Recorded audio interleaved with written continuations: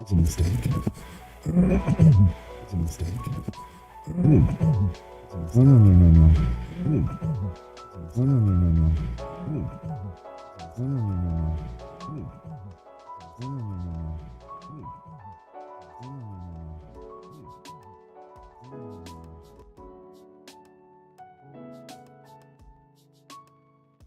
That should.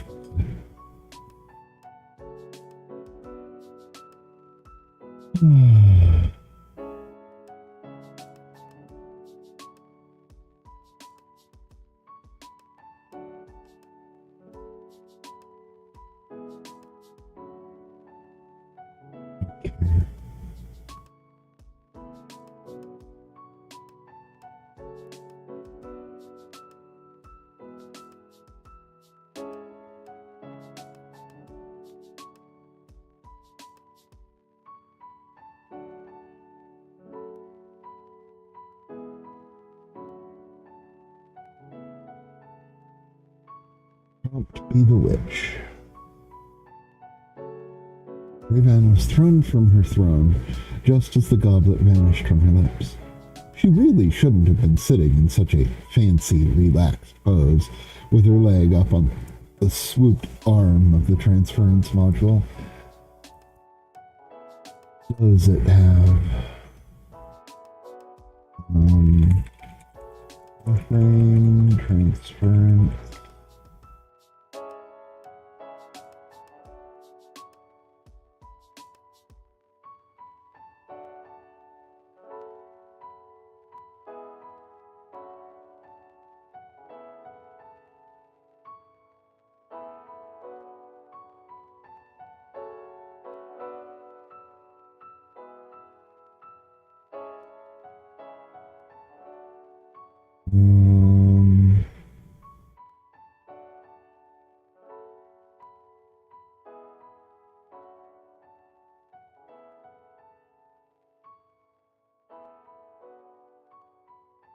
I'm not sure. I don't think that's very up to date, honestly.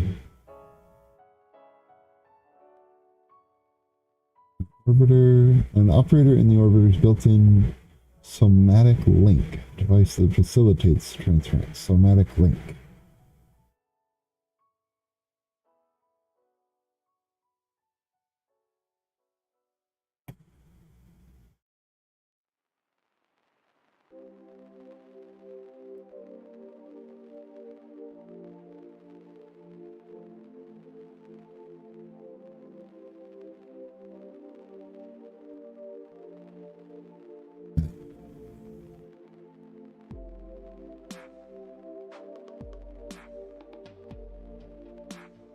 Come on.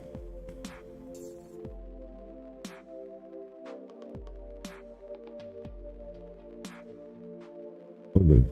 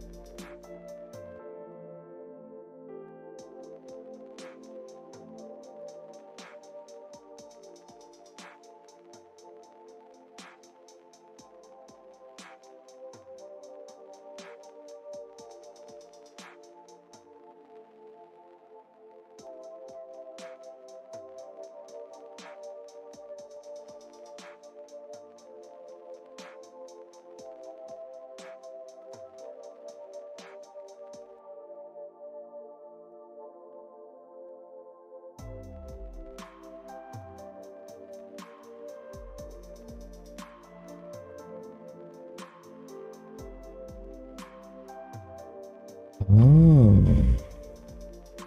that's how those connect in. Interesting.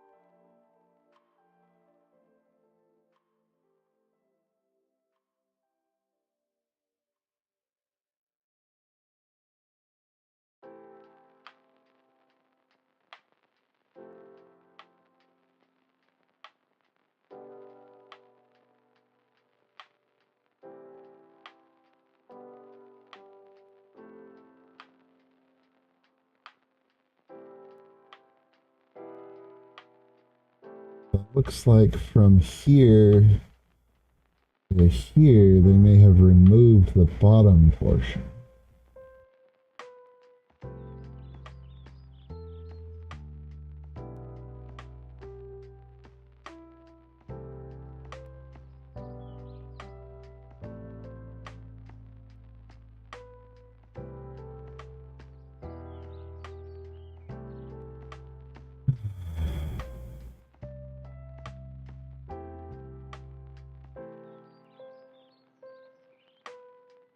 Still no pictures of the throne itself.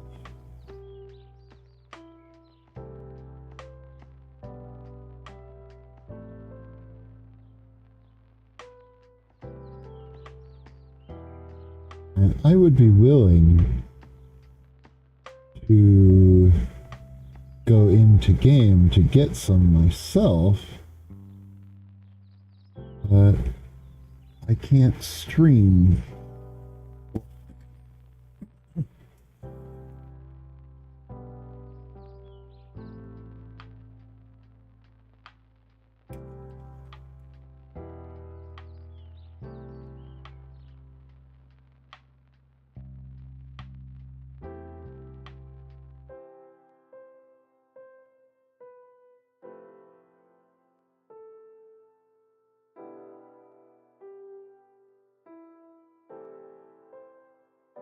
Not because it's not allowed.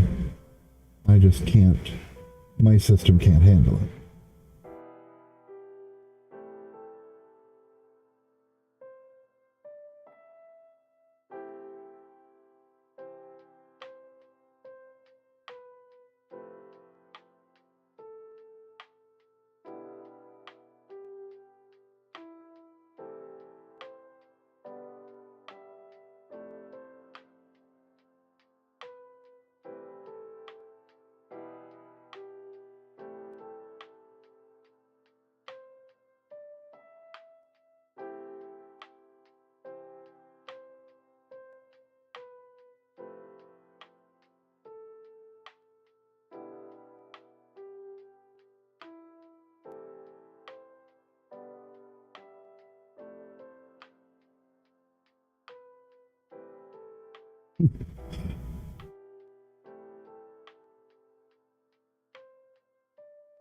TV tropes, huh? What's TV tropes gotta say about this?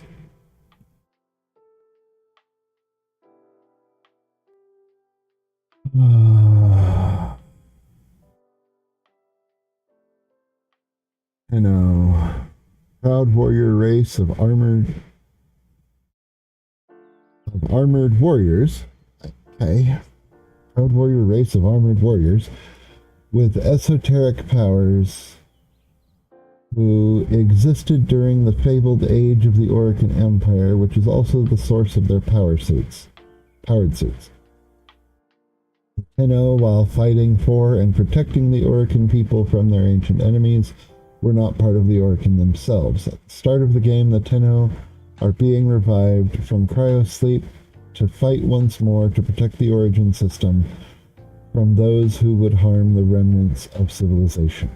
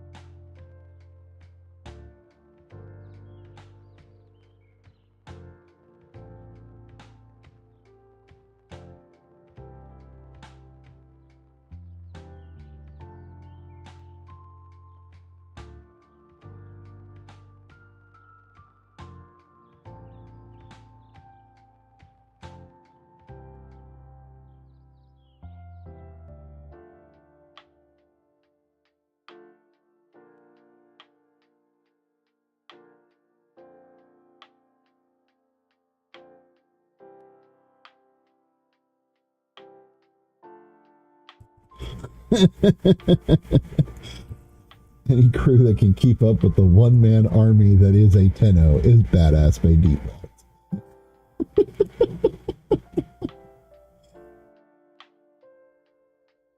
Ace on Wheels downplayed. Wheeljacks have life support, a portable forge, and a portable arsenal. However, you cannot adjust active live companions like Ubros and Kavats or access the equipment production foundry. The one aboard the Railjack is for producing Railjack resources only. Yeah. Yeah.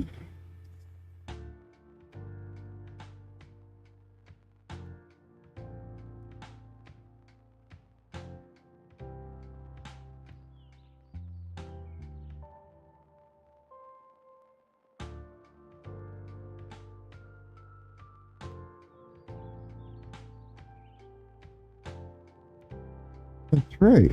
The Railjack does not require the fuller rails.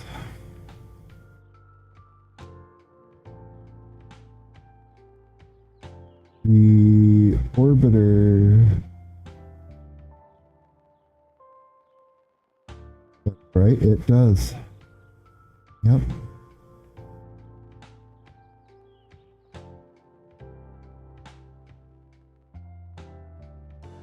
Early installment weirdness. Qualities compared to the rest of the game. Yeah.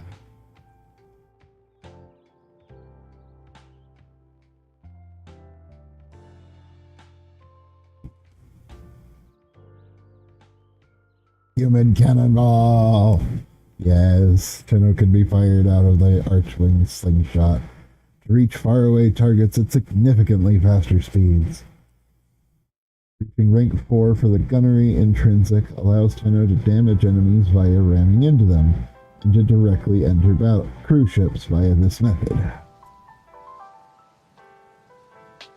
Jack represents the greatest upgrade to Tenno firepower in the game so far, being capable of taking out small fleets with their armaments.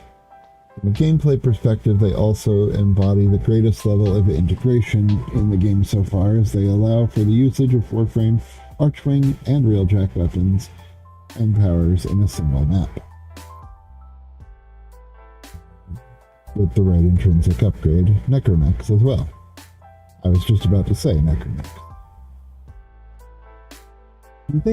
No, they don't allow Kaith or K-drives.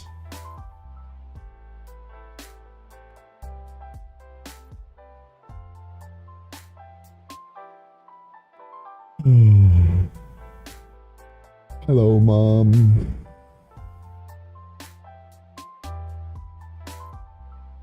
Yeah, that's a lot of spoilers.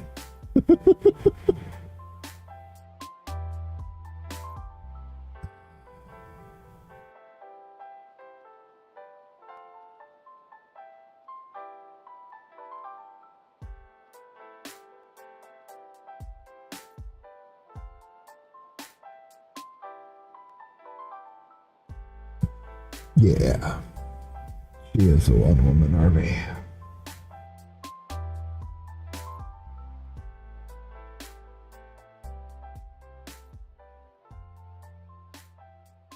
Let's see. OOC is serious business. Getting attacked by the Grusstrog 3 is heralded by a transmission from the Lotus telling you to abort the mission before she is cut off. The only time you see her break from her usual calm, controlled demeanor.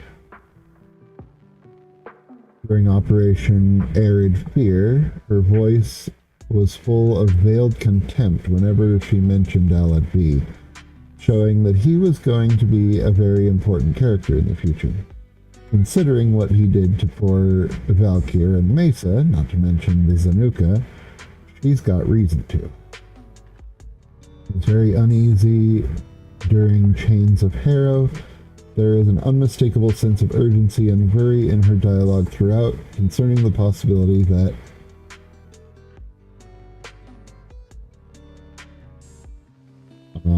she goes completely silent when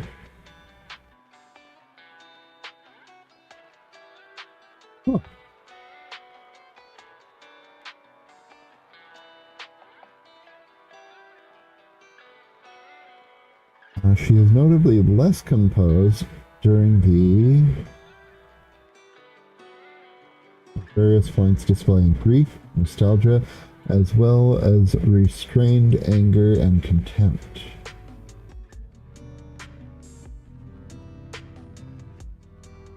Yeah.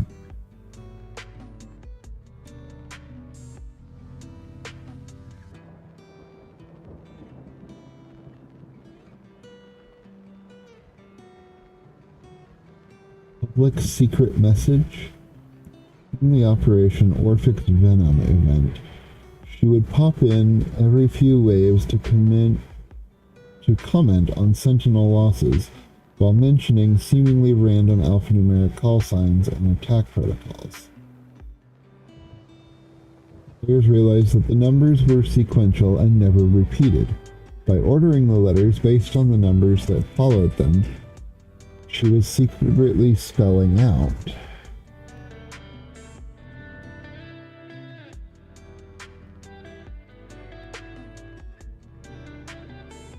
I am dying.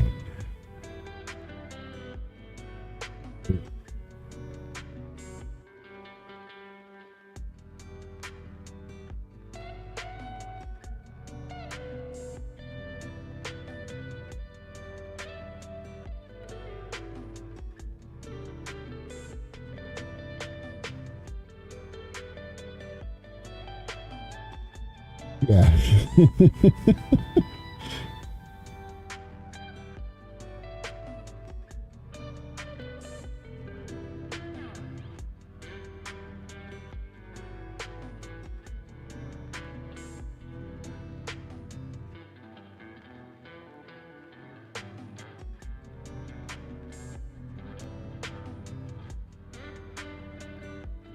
So proud of you. If the player attains Mastery Rank 30, aka the final non-legendary rank of True Master, you will send them a special message congratulating them on their monumental achievement and explicitly stating that it was an honor to guide them and that she is proud to see them become a master.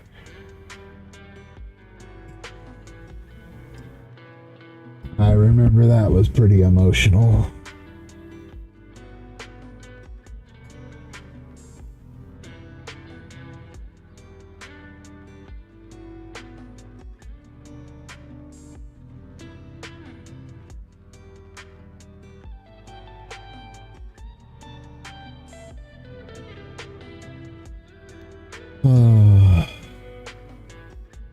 Walking the spoiler. Just take a look at the rest of her entry. Everything about her beyond what the game makes obvious from the start is either a spoiler in and of itself or carries massive spoilers about the rest of the Warframe lore.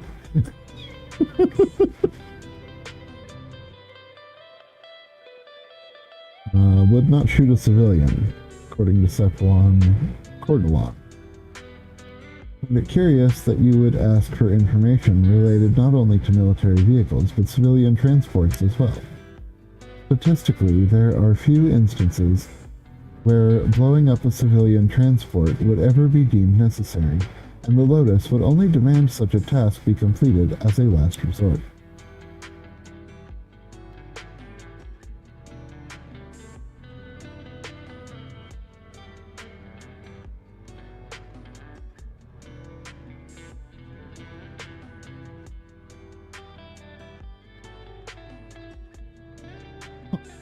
I don't remember that.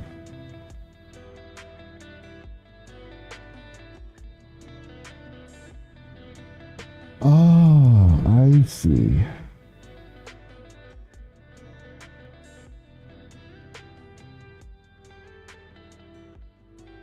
Extra stuff.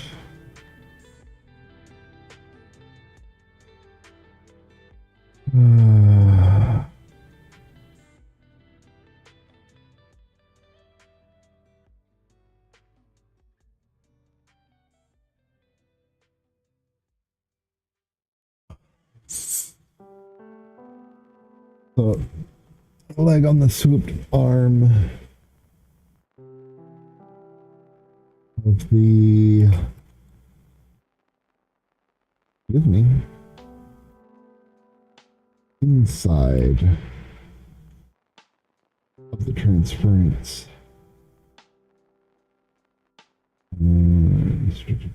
of the magic link.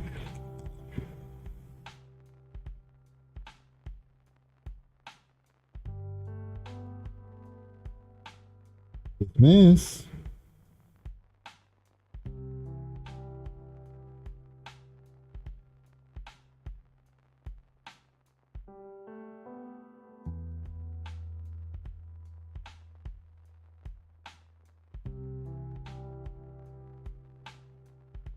You're going to tell me that on every single thing? What the heck?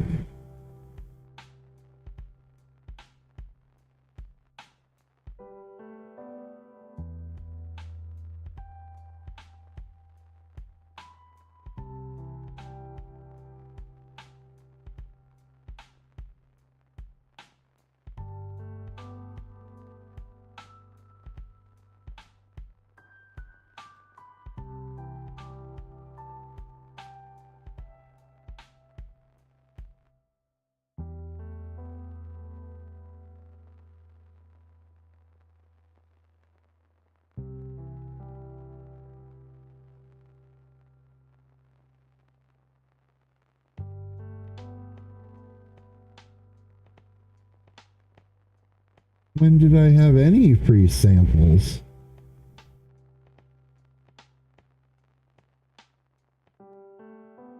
I didn't ask for premium or free samples or...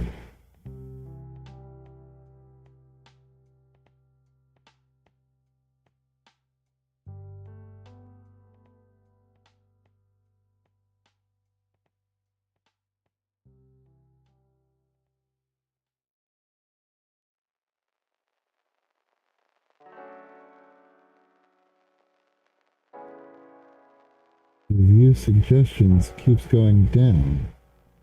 But removing all of the premium ones?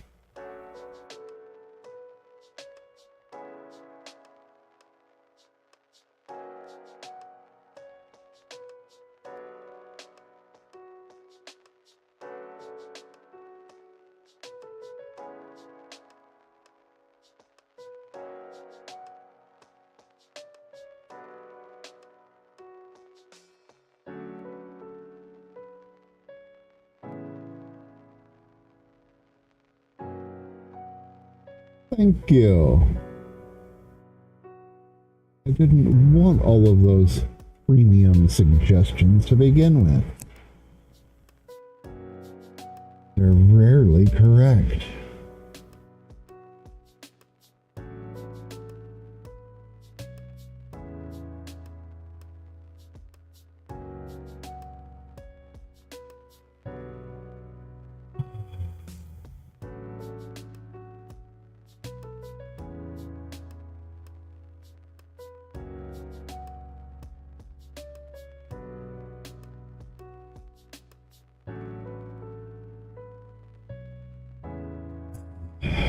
Okay. Hold on, dear.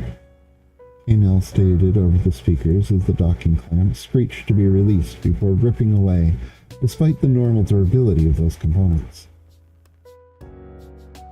System degradation is tearing me to pieces! Tearing... Yeah, that was accurate enough. Detecting atmosphere, altering trajectory to compensate. Hull integrity dropping, hull pressure rising. Circuits losing polaric integrity. Shutting down to prevent further damage. Impact imminent. Impact with what? We did not receive an answer, as Ortis had already shut down, and Kanell had already lost radio contact. The shock threw her at the lathe. His tools flew lathe.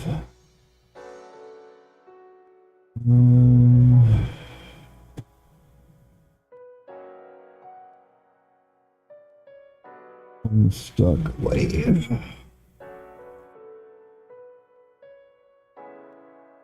Does it have a longer name? Totem lathe. I think it's been long enough that we need that reminder of what that is.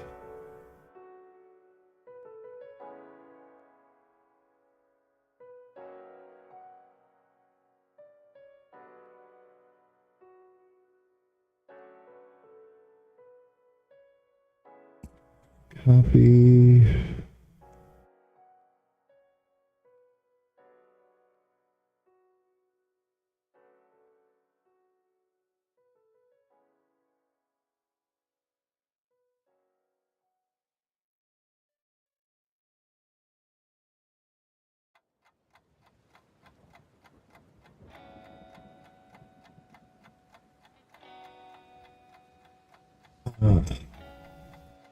Shock threw her at the totem lathe as tools flew around wildly from the collision. Mentally, she reached out to Helmut, and it responded in that non-word way it did, keeping her informed of the health of the ship's systems, all while implying she was its wonderful demon. The orbiter itself had never been designed for planetary re-entry, yet Helmut was breathing something like air through its external ports. Their momentum had ceased. Ortis was offline, along with the arsenal, rendering the warframes unretrievable from storage, as they'd expected. Helmut regretted that it was unable to access the sensors without that annoying voice, Ortis, so could not discover more about their status. But at least they weren't taking more damage. Alright, well, I guess I need to get moving before the enemies start spawning. Helmut, prepare the Zippos for launch, and shut yourself down so the underlings don't tear you apart. What? Zippos isn't accessible either. Are any of my landers in working order? Then prepare the Nightwave and open the main ramp. Ray-Ban ran for the exit, but the door refused to open on its own. Focusing her void energies on the door, she re-established control and power for a moment, but the process was much harder than it had been in previous power outages. Not having time to think much about the door, she saw her personal quarters open, and quickly grabbed the Lotus helmet from its anti-gravity display. As she ran through her main hall, she saw her shiny green and pastel pink Moa was the only companion she could access. Right, Gadget, you're coming with me. The wide-headed chicken robot exited its dock and excitedly followed her with a few chirps and whistles. Walking up the ramp, Ray-Ban looked out upon a rolling red landscape with gray stone pyramidions poking up above the windswept sandstone. She promptly tossed the helmet off the side to be lost below before kicking a metal-covered imp in the face that was trying to sneak up on her. Before it could recover, Gadget blasted it with a series of mini-missiles and a tether grenade that prevented it from falling off the small platform. Ray-Ban blasted it with her amp and collected the grist before transferring up to the Nightwave lander hovering overhead. Once the mechanical arm secured Gadget, she rose higher, aiming for the first of the 7 spirographs above her disabled orbiter. Sensor readings indicated the orbiter had been pierced by 6 of the pyramidions holding it in place. These stone structures extended much further under the surrounding redstone.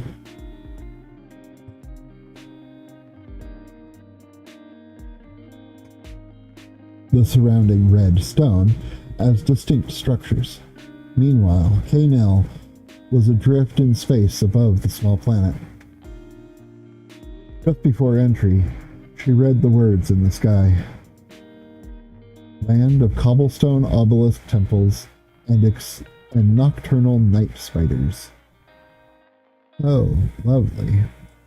At least I'm not arachnophobic. Meet the consorts.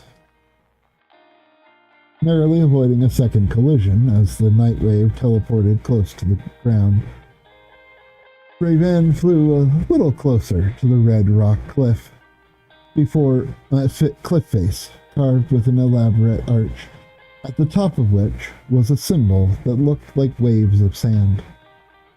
She was quite familiar with dunes, given her years of fighting the Grenier across Mars. But she'd rarely set her own feet on the planet, mostly fighting through her warframes. The windswept canyon before her looked a lot like the tomb of Lord Arnaros, from which she'd copied one of her most survivable frames. Rayvan and Gadget emerged to walk down the clear path under the arch, having read that a consort village would be near the exit of the first spirograph. Just as the Auguropyle stated, she didn't have to go very deep into the canyon before she saw cartoonishly blue monkeys climbing across the red cliffs, moving from one hole to another, signs hanging from some of the holes clearly indicating different types of shops. Tailor, barber, weapons, shields and armor, magic, music, and a few others she couldn't immediately identify. They were all several feet up the cliff wall, with no stairs for easy traversal, and she could feel that her void energy wasn't recovering from when she used it on the door earlier. Should be recovering some.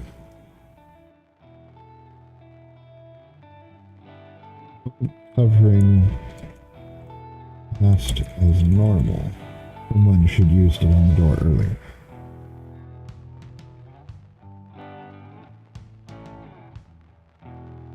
Because I still need her to be able to use her abilities sometime. Her Tenno abilities sometimes.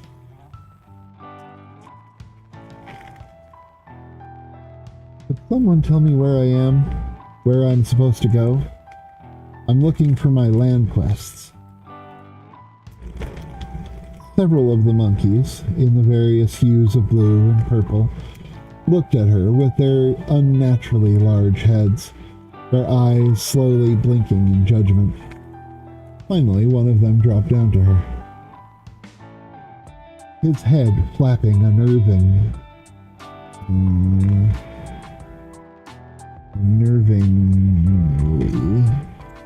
like there was a single hinge point at the base of his neck, going up to his mouth. As the head flapped, strange squawks and squeaks emerged, yet Rayvan understood him perfectly. As she focused on the odd sounds, she squinted and realized part of her mind was subconsciously reading his dialogue box. Welcome, Chosen One. This is the town of First Endings. We are glad you are here because you will probably help us. We will probably help you, but no one is obligated to do so. There are things you can do to help us, and we are more likely to help you if you do them. Do you know your mythical title? I am the Witch of Sand, or so I'm told. Welcome, Witch of Sand. If you speak with our elder, she will have quests for you to help improve our community. If you have boonbucks or other tradable objects, visit our shops. The better our community, the better the services we might offer. We speak with a lot of uncertainty in these matters. We have no obligation.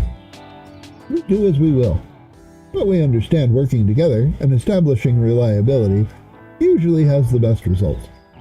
We don't want to give you an expectation we won't fulfill. Okay, what about the night spiders?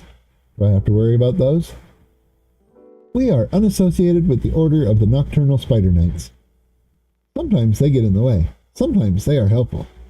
They don't come trade, and they don't like swimming. Rayvan was a bit surprised by the random inclusion of swimming. Is that a normal thing around here? Do you like swimming? His eyes lit up with excitement. I love swimming! The cool water on my fur floating through the crystal fluid, the balance of buoyancy and sinking. Who doesn't like swimming? Oh yeah, those night spiders. They don't like swimming. Do you like swimming? Enough? Haven't done a lot of it, actually. Don't often get the opportunity.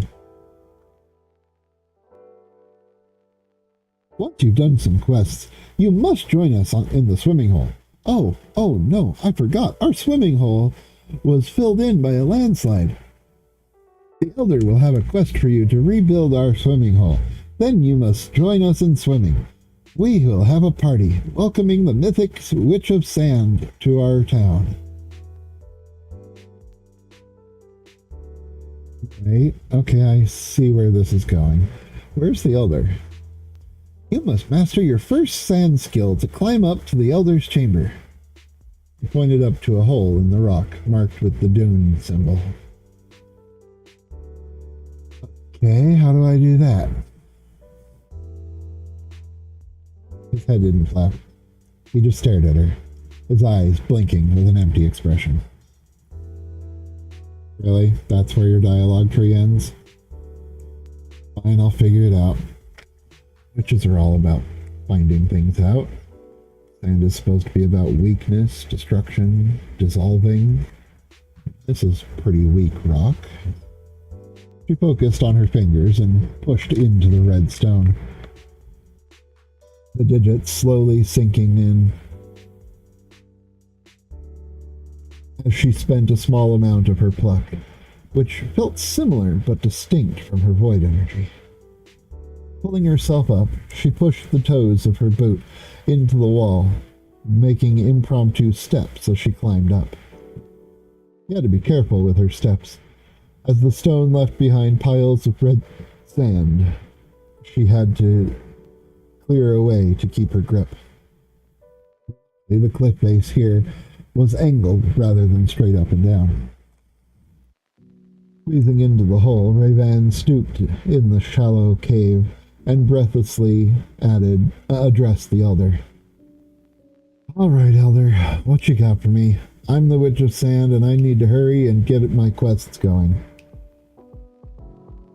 You are not yet ready to start your journey.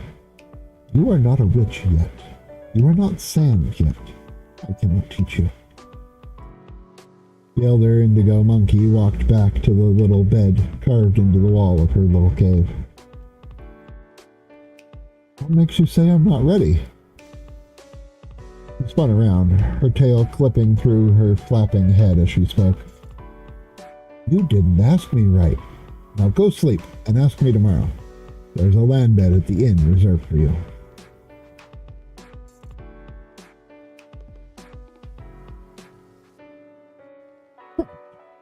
Witch, awake and explore.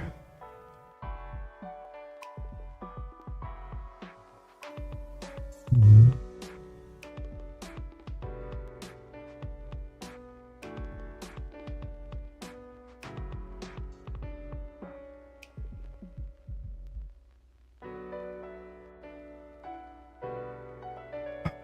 So, you can't begin her training because she's not behaving like a witch or sand player.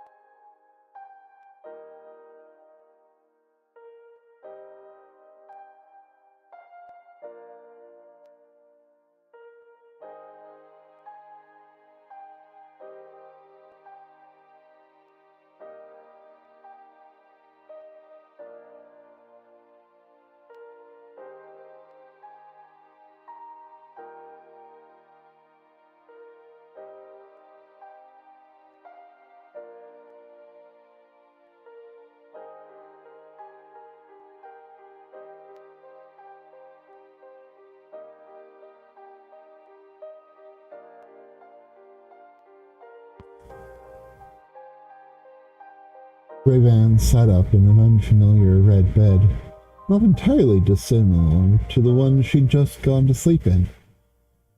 This one didn't appear to be made of stone like the one in First Endings. What was it called? First Endings?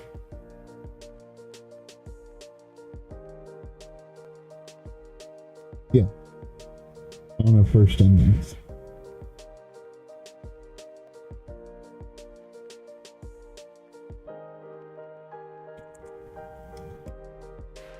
In the town of First Endings. You've never seen a room made entirely of wood before. Not even among the Ostron. They tended to prefer bone and hide. Ostron.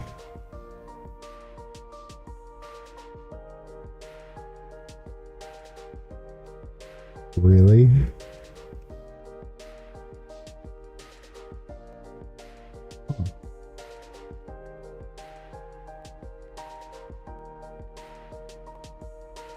Interesting.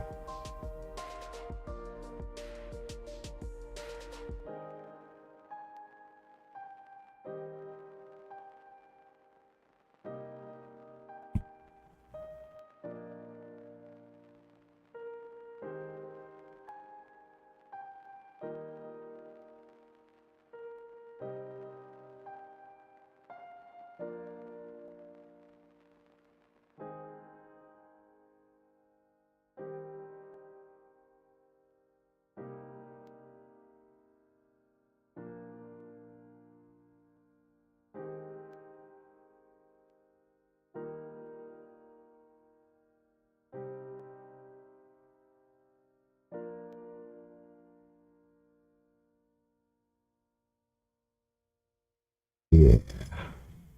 Ostron tech is interesting in how they're trying to harvest the Orican biotech.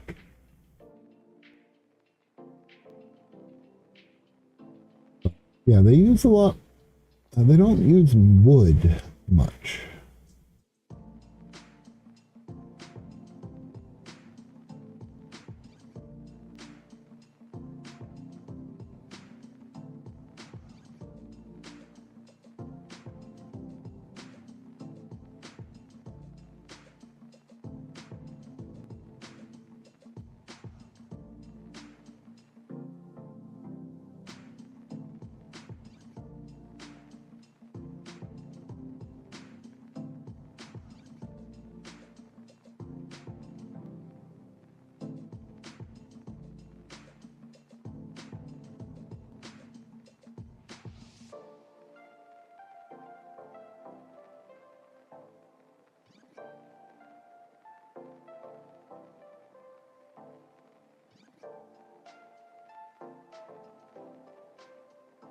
Yeah, here we have wood slats, but that's just for writing things on, and then holes they're putting it on.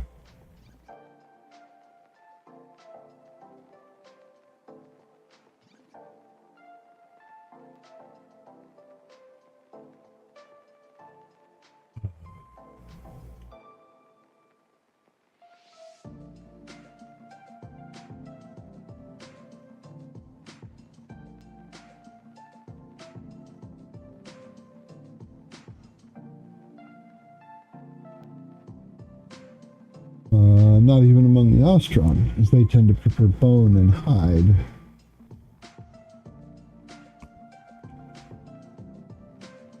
Or materials harvested from broken buildings. As she looked around, she was surrounded by aged wood.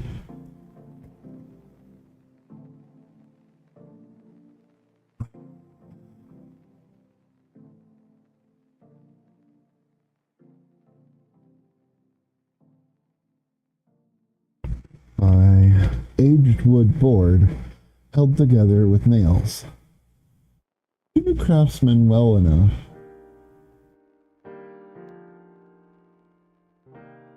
Boards.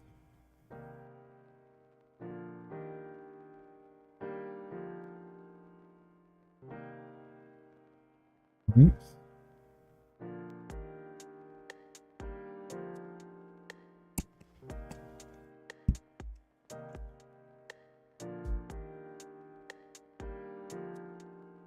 Surrounded by aged wooden planks held together with nails. She knew craftsmanship well enough to know someone had put love and care into it for a long time, even if they lacked the advanced tools to do it particularly well. She splashed some water from the wash basin across her face and dried it off.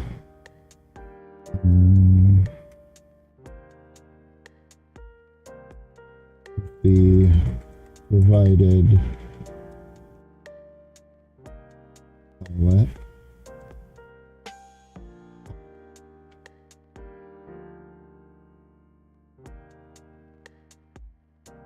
Looking at the small mirror, she noticed the yellow dune icon hand-stitched into her gown over a red and orange moon symbol.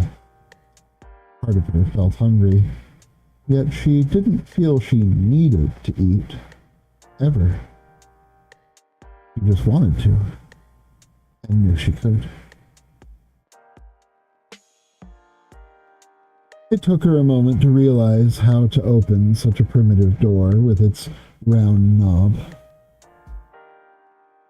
but soon emerged into a poorly lit hall with paintings of herself and two other people, posing together without smiling. It wasn't like her at all. She always smiled. Unless she was fighting, then she only sometimes smiled. Her door had the same yellow dune icon with a red outline, her name, and her title. The next had a light blue snowflake, split down the middle with a red outline. The nameplate stated The Hive. Title stated Bane of Rhythm.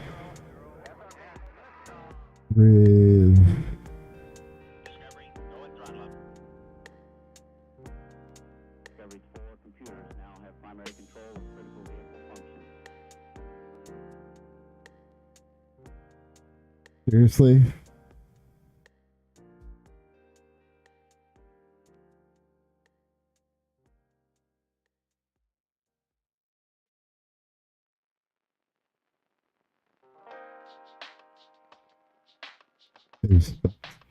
Right?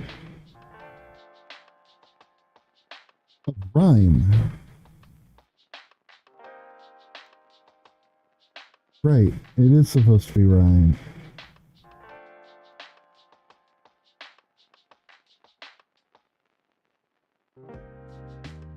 Why the fuck wasn't it showing a correction? Where did you take me? Why?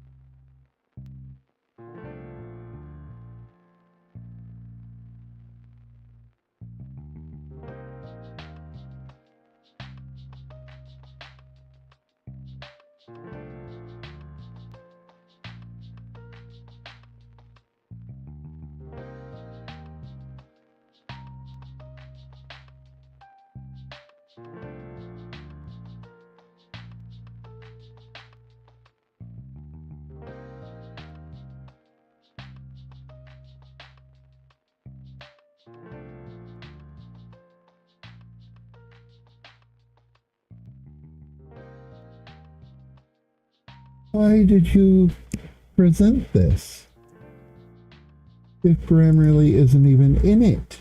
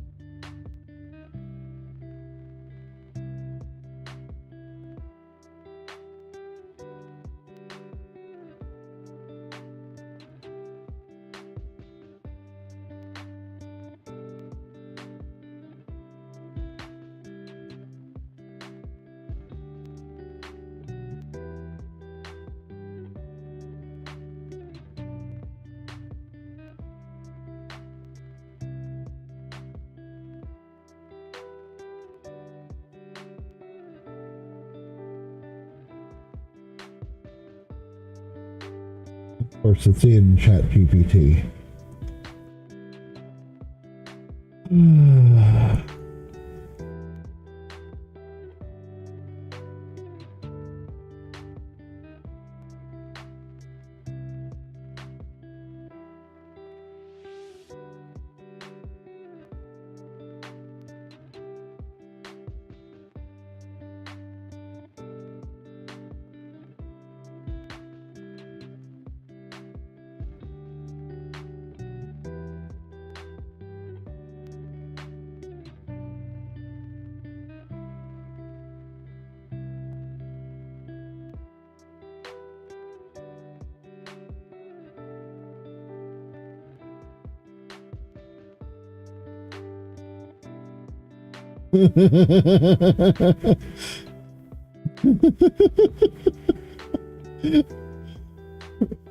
Rebecca.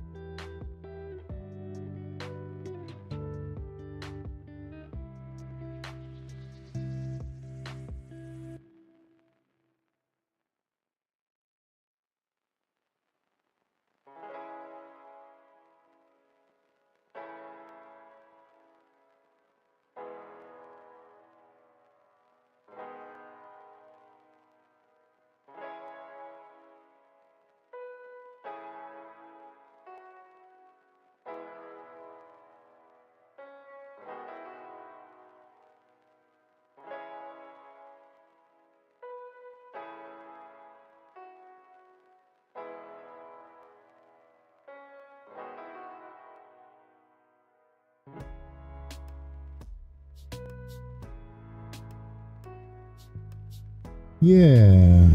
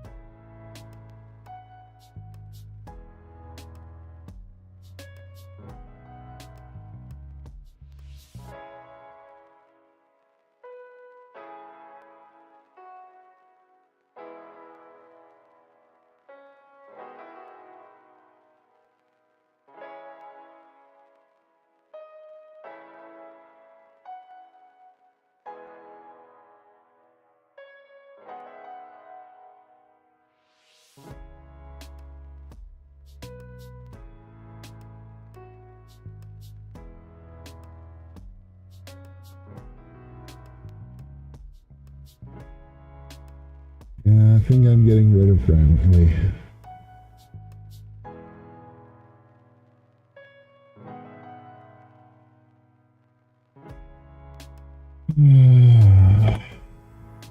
That's sad.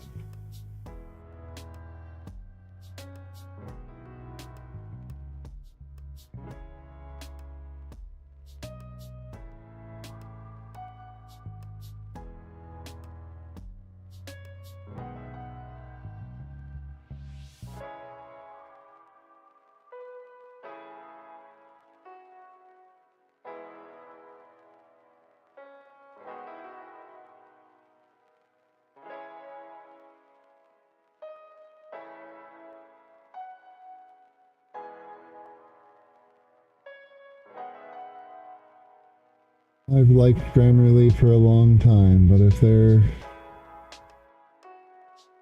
gonna be cutting features all over the place, pushing it into the paywall, going pro AI, that is just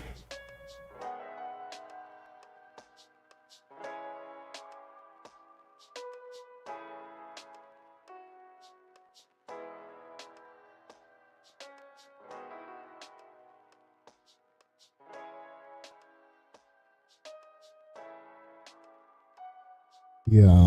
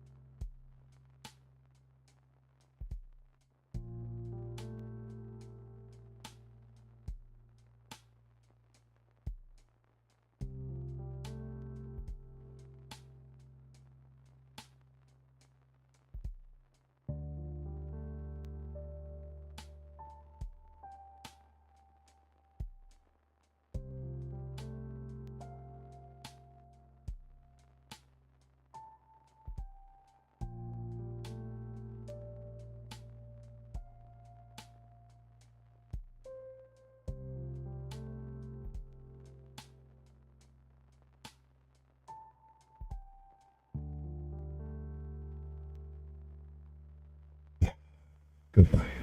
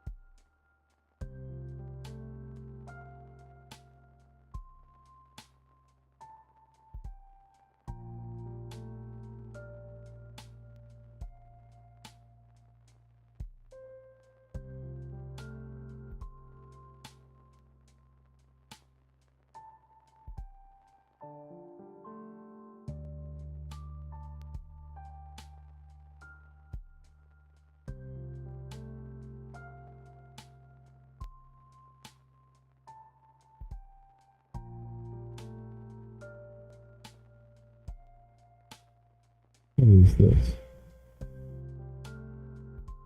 Capture company knowledge on the fly without leaving Google Workspace. Perfect Wiki is a simple yet efficient wiki for organizing and sharing your team's collective knowledge without leaving Google Workspace. Instant typo tolerant, full text search through the whole wiki content.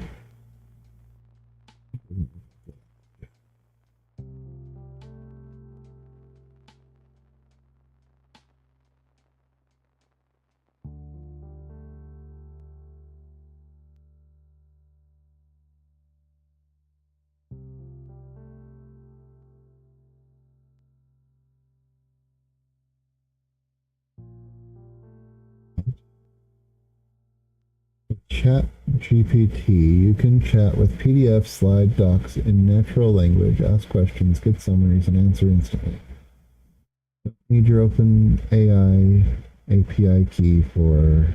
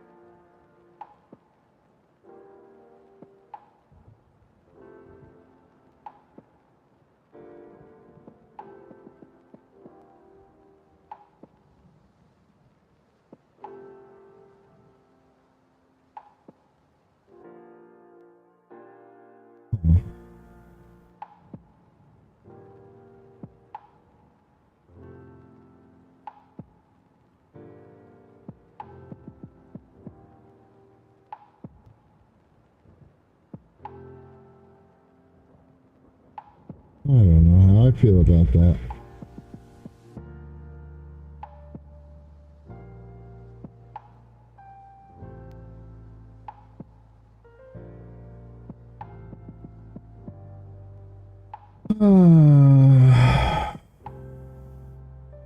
So this is somebody talking about why they switched from their notes from Google Docs to Obsidian Markdown files and how they use Obsidian. I've been wondering about possibly doing that. I have installed Obsidian, but I haven't really understood how to use it. Let's see what they have to say and whether or not I think it would be useful for my writing going forward. Whoops. In this video, I'm going to explain to you why I switched. Let's bring the volume up. In this video, I'm going to explain to you why I switched from Google Docs to Obsidian, what Obsidian is, and how I use it. First of all, what is Obsidian? It's a note-taking app, or as they call it, it's a writing app. Let me go to their website. I'm gonna show it to you real quick. Their website is here. You can go over it, and this is where you can download and install Obsidian. Now let me open it so that I can show you what Obsidian does. Okay, so this is Obsidian. Here on the left side, you can see the directories I have, the files. These are directories. Each one of these is a file. On the right hand side, you can see the table of contents, or how they call it, the outline, which lists the sections that you have in your file. And here in the middle, you can see the file itself. So you can scroll through your notes, copy and paste stuff from code blocks, read and edit the files as well. There is just something that I want to warn you before you set up and try Obsidian. When you switch to it, you're going to spend days, weeks, or even months, like I did, trying to find the perfect plugins, trying to set up everything right, configuring templates, and at the end of it, you will end up just using a couple plugins, the ones that you use the most. So I would suggest you to start using Obsidian in a simple way, start taking notes, see what works for you, and then you can keep adding more stuff to it. I would also recommend you not going down the Zettelkasten rabbit hole, which is a method for taking notes. So instead, just start taking notes, see what works, see what does not. And once you have taken notes for some time, and you have decided you want to try something new, a new method, go ahead and give it a try. Personally, all my notes are technical documents, so I use big files. I probably should switch to a different method, but this is what works for me, so I don't have the need to change it as of now. But as you can see, this file is quite big. This is a file called Docker, as you can see here, and it has a lot of different pages, not exactly how many, but it's a lot. It's a really big file. After the disclaimer, now let me go over the reasons why I switched from Google Docs to Obsidian. Reason number one is that Google Docs takes a long time to load. If you have big files that have a lot of images in them, it's gonna take some time. Let me show you what I mean. Here I have my browser. This is the way that I used to take notes in the past. Here I have a file for each one of the topics. I have some of them that have multiple topics. I can see them here on the title. But if I open a file, for example, this one, let me open it. Just double click on it. Notice how long it takes to load the file in the first place. Okay. Now, if I scroll down the file, you're gonna see what I mean about the images. Okay, this is looking good so far. But if I keep scrolling down, notice that the images are not showing here and I have to wait for them to load. And it takes quite some time. It's pretty annoying. On the other hand, if I open a file in Obsidian, all my files are stored locally. Even if I have images in the files, they're gonna load faster. Okay, so here I'm in Obsidian. I'm going to open one of the files that has images in it. This one, for example, this is a university course that I'm taking right now. And I just paste a lot of images. Notice that I have them here. It loaded real quick. I didn't have to wait. You can set Google Docs to store things locally so that it won't take forever to load. I usually don't because I do so much on phone and on computer going back and forth and having it wait to update the files between. But if you're only local, like Obsidian seems to be implied from what he said, and that's not an issue. Yeah, this is a non-issue, he's stating. And if I keep going down, all of the images are there, and the file is way more responsive. The reason number two is that if I want to perform a search in Google Drive in my main notes directory for something specific, the results are not going to be shown, or if they're shown, it's not going to point me to the specific section of the file. Let me show you what I mean. Okay, so I'm back here. I'm going to search for something that I know that exists in this file. So let me grab this, just going to copy this, and I'm going to go to the Google Drive tab here. Notice that after searching, I'm searching in this directory. It does show me the file, but it doesn't show me the section of that file. And searches do not always work properly. If I search something in a file that is not open, like in this tab, it's probably not even going to find it. Let me go back to Obsidian and I'm gonna show you real quick how that works. If I press Command-Shift-F, it's gonna search across all my different files. If I wanna search, for example, this command right here, kubectl get notes, it's gonna show me which files this is in, and I can see all the different instances. So if, for example, I click on this part here, it's gonna take me there directly. So as you can see, this searches across multiple files. You can search only in a specific file if you do Command F only. And I'm gonna search for the same thing again, kubectl get notes, and I can keep scrolling through the search items if I keep pressing enter.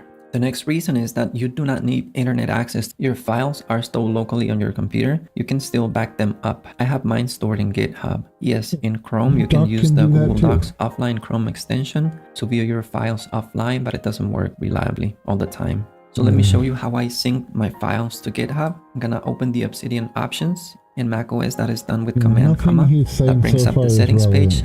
Under Community Plugins, I have Git here.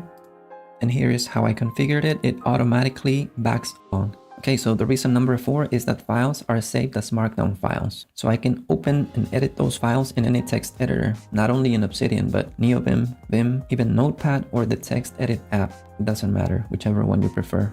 So what is Markdown? It's a lightweight markup language that you can use to add formatting elements to plain text documents.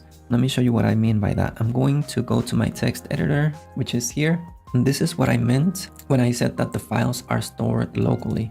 If I list the directories, or if I list the files that I have in this directory, here is the directories. I'm inside tech, nodes, infra, and there is Kubernetes or Docker. So as you can see here, tech, nodes, infra, and here are the files, Docker, Kubernetes, they're just files. If I open this in my text editor, you'll be able to see. Let me open it real quick. So let me go to the same file that I had open in Obsidian, which is this one, Kubernetes. So this is Markdown. As you can see, this is just text. Here you can see code blocks, and here's how you input all the text. The only thing that Obsidian does is to present the files in a nice looking way. So the exact same thing that I have here is what I have here, but notice how Obsidian renders the files and shows them. So they look nicer if you're not used to reading files off of your terminal. Let me go to Finder or the File Explorer so you can see the files there. So as you can see here is the same thing. It's the same directory. Here's where all my notes are. The same files that we were looking at. Notes, infra. Here's the files. Kubernetes, Docker. I can open this file on whichever app I want. Let me open it with this text edit, which is basically Notepad. Just as an example, here's all the text. You can edit this file using this reason to use it. Okay, so reason number 5 is code blocks. So moving on to the next reason, I can upload my images to my imager or imager, I don't know how it's pronounced, or I can store them locally. What I mean by this is, let me open the file that I had open. Notice. Okay, so moving on to the next reason, Obsidian allows me to use Vim motions. What do I mean by this? I can use HJKL. I can move around. I can select text using Vim motions. If you don't know what that is, don't worry about it. But if you use Vim, this is where you enable that under editor, Vim key bindings. Now regarding the mobile app, Obsidian does offer a free mobile app. You can download it and view your files. But if you want to have your files synced between your computer and phone, I think you need to purchase a subscription that is called Obsidian Sync. So that's more reason why Obsidian would be useless to me. No.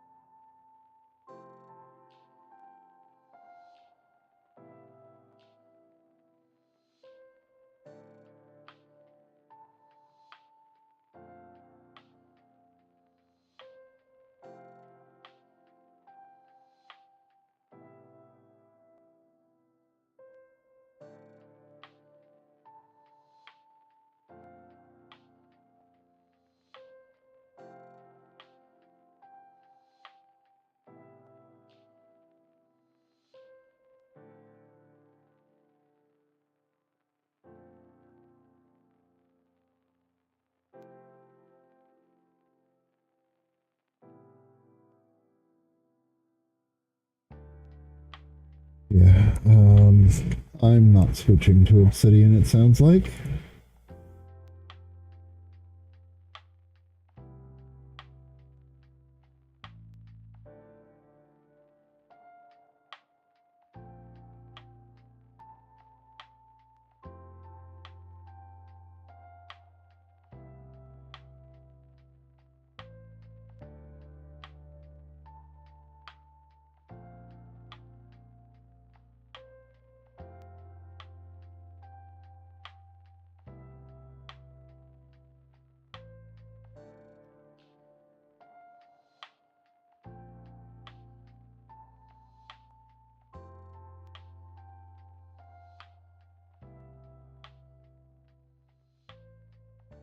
Loho Notebook?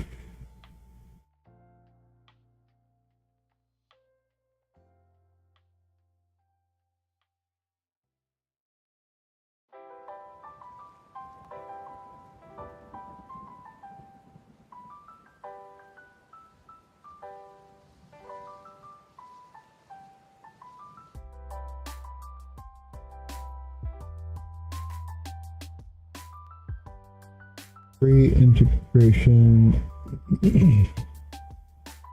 GPT and Gemini into Google Workspace. Use AI for data extraction outline.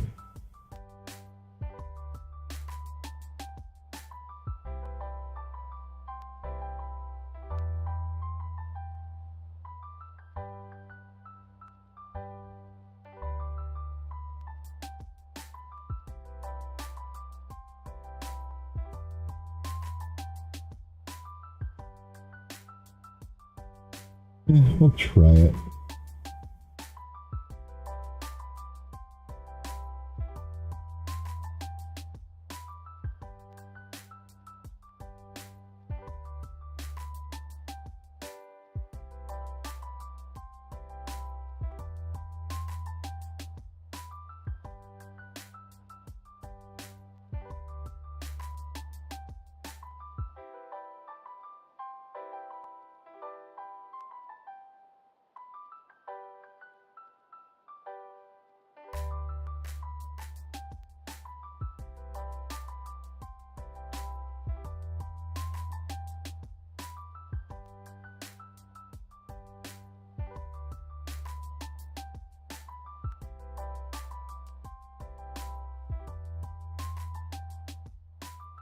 Extensions, GPT Workspace, start.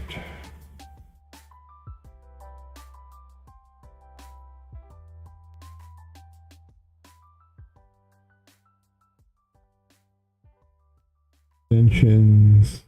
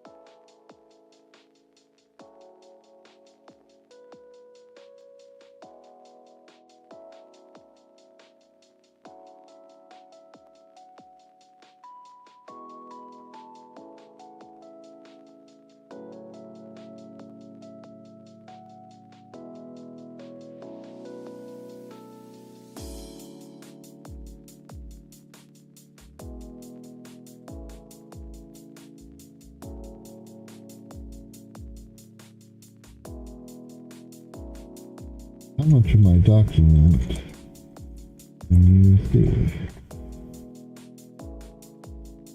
You do not have access to the content of your document. If you'd like, I can fetch the document content to assist you more accurately.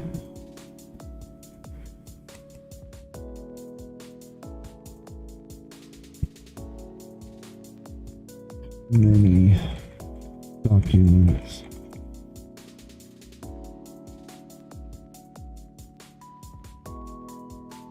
You process in memory at once. The generating.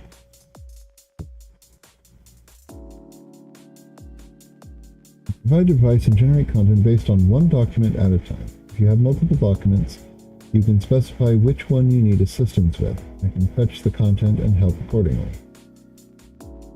So, in order to use it fully, I'd need to merge them into one document.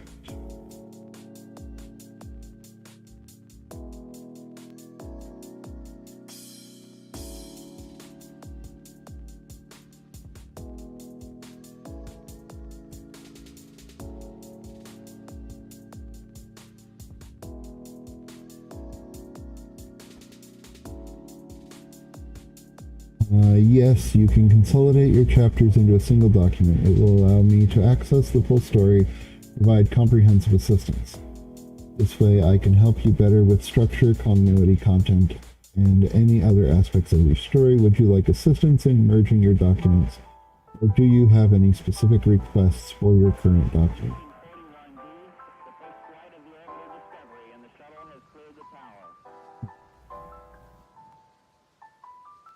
Alright, if you prefer not to merge your chapters, that's perfectly fine. You can tell me specifically what you'd like assistance with in the current document you have open, whether it's character development, plot ideas, dialogue, or any other aspect. I'm here to help. Would you like me to fetch the content of your document to provide more specific advice?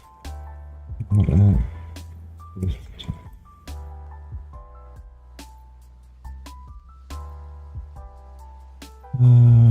Okay.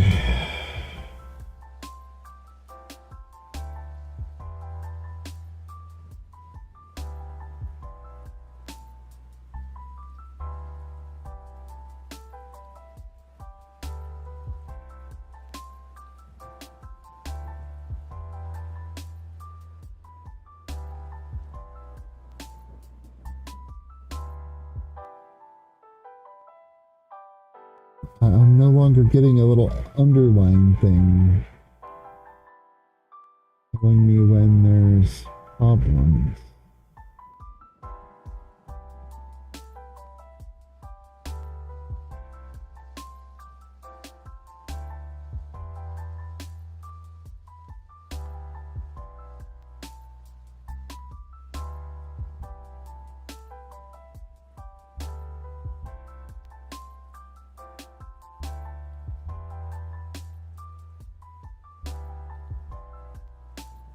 It'll tell me the correct thing if I click on it, but telling me that there's a problem. That's a problem.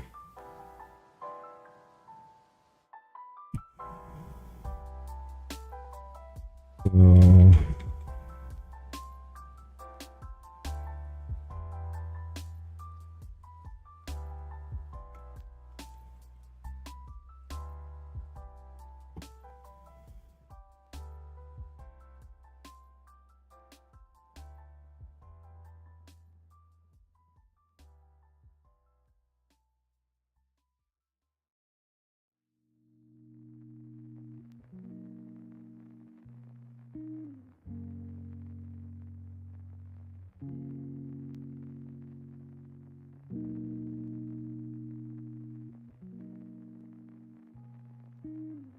but they're not.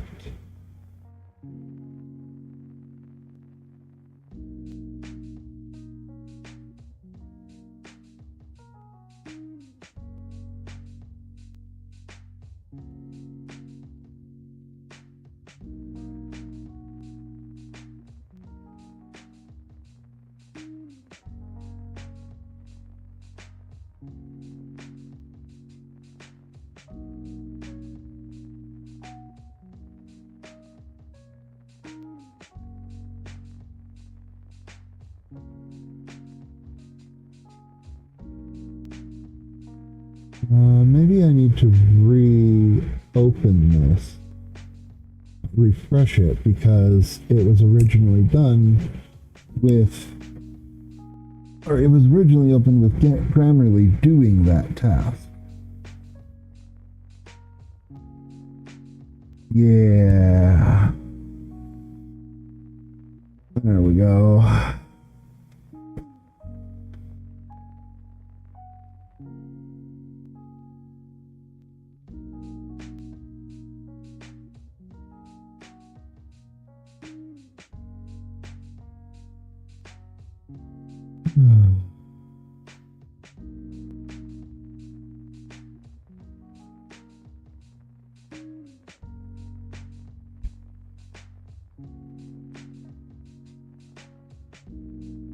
That feels better.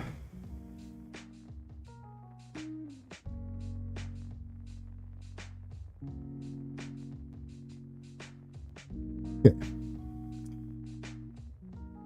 We looked around, splashed water.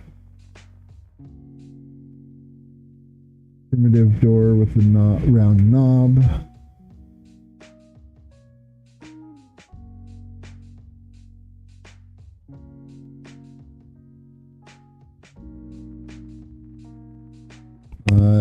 And the title stated Bane of Rhyme. The last was a green sprout with seed leaves and a red outline, the name Time, and the title Ward of Seed.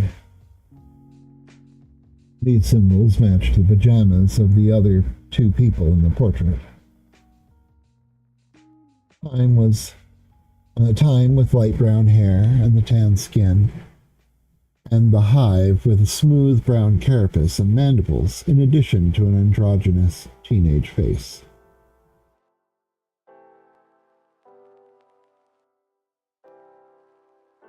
Following the smell of food from the hallway, she easily found a dining and sitting area where the young man with brown hair and red pajamas, Time, was setting out a couple of plates and a stack of flat round breadstuffs. Oh? He looked up with a smile, then tilted his head quizzically before understanding and smiling even wider. Oh, is it time now? Hi. I guess it's the first time you're meeting me. I'm Time, like the herb, not the passage out. Welcome. I'm glad you're finally you. I mean, awake, asleep, you. You're probably hungry. You usually are. Don't understand. I remember reading something about this, but it's all fuzzy in my head.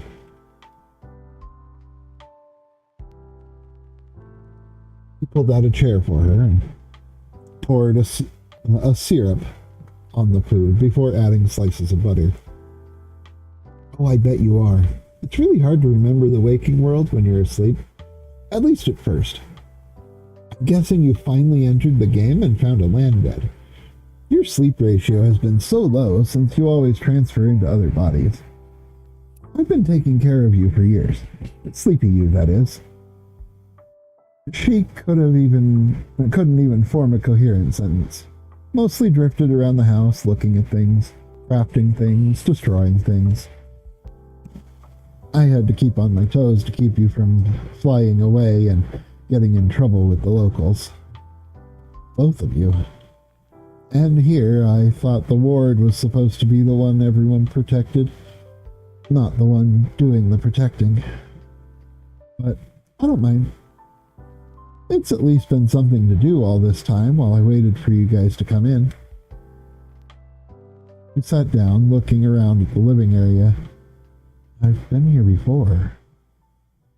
When Little Duck revived me in Fortuna, before we found K&L.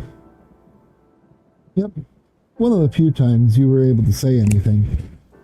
And it still didn't make any sense at the time. You asked if I was Ostron. I looked it up later, so now I get why you asked, but no, I'm not. I'm actually more like the infestation mixed with the sentient, but also not. So is the hive. We monsters have to stick together, you know? Speaking of, the hive has slowly been waking up too, as it grows new neural paths to deal with the dream self. Oh, go ahead, eat your pancakes. I can make more if it's not enough. No need to worry about calories in the dream. I can't really eat in the traditional sense. Love cooking for you guys. You never said so, but you clearly enjoy me cooking. My cooking. I took a forkful of the multi-layered pastry, butter, and syrup, sniffed it, and then ate. Her shoulders sank in a smile, the likes of which she'd never known cracked across her face. She'd smiled plenty before, most of the time in fact, but this smile was entirely different. Rather than mirth, excitement, or humor, this smile was born of pure bliss that filled her body from head to toe. Anything I can help you with? Since I'm guessing you're here now.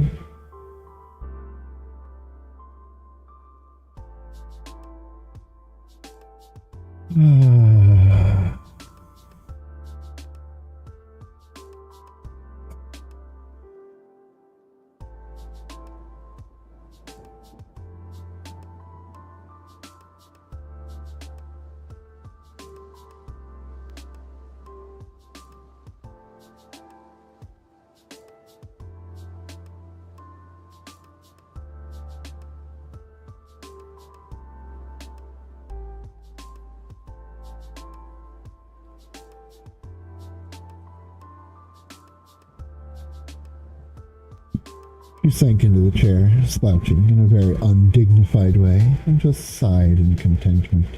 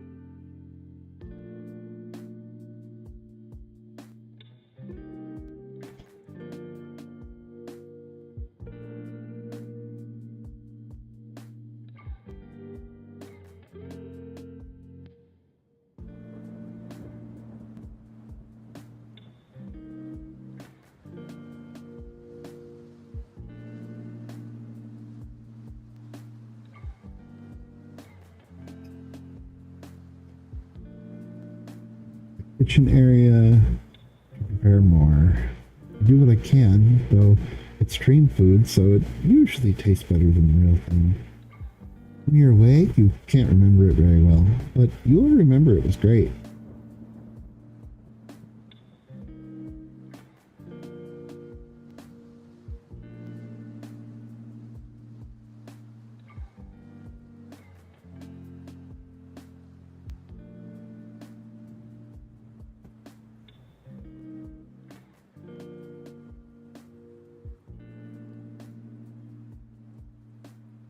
I don't normally trust people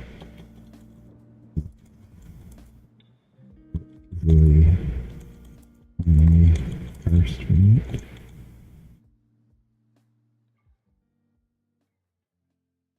If you feel really safe.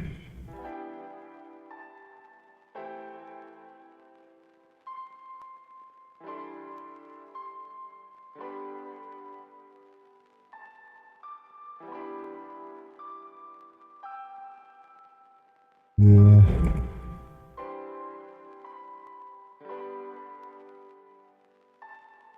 Like I said,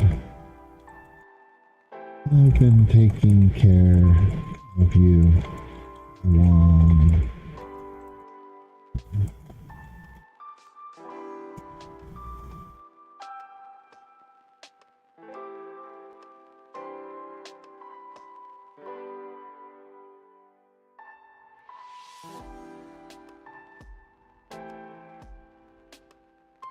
A part of you already knows, and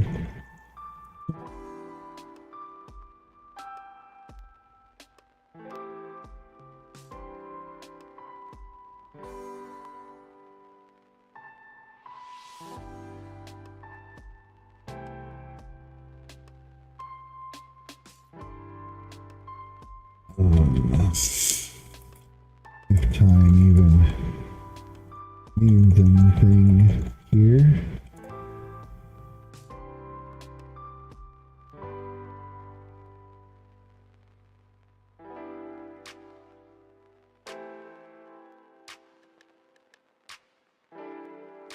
But I'm not safe. Neither are you.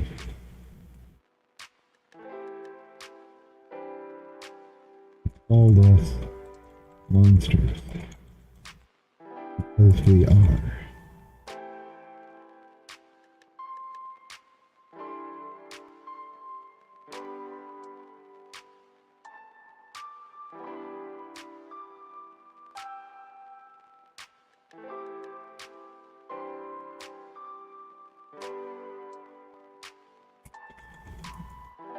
I'm just the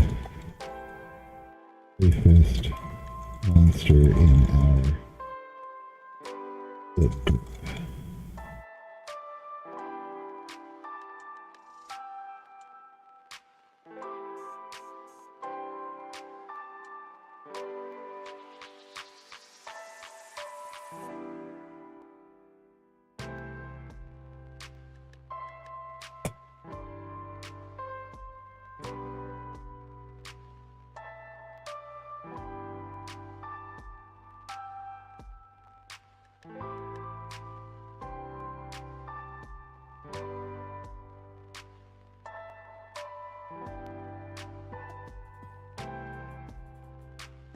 How am I?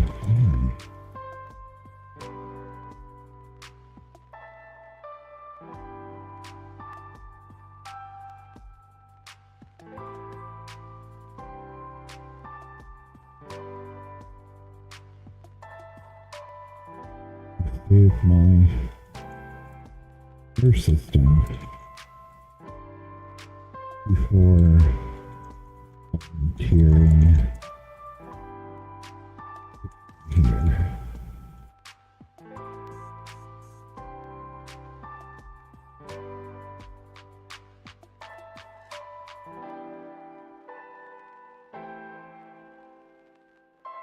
There is no volunteering. We are all here They have to be.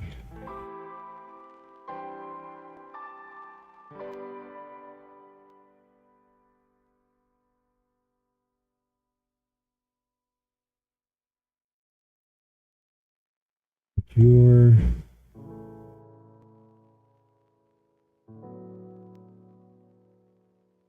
sandwich.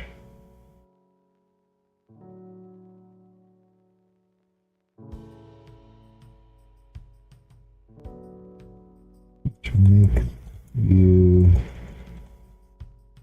tasty and dangerous.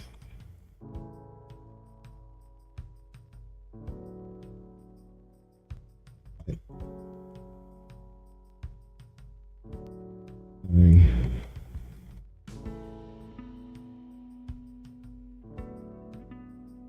Sorry. Joke.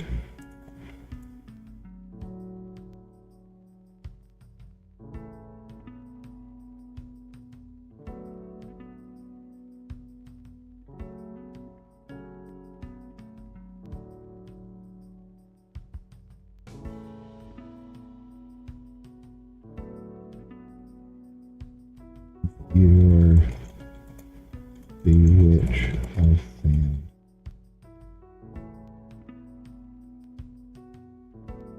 Which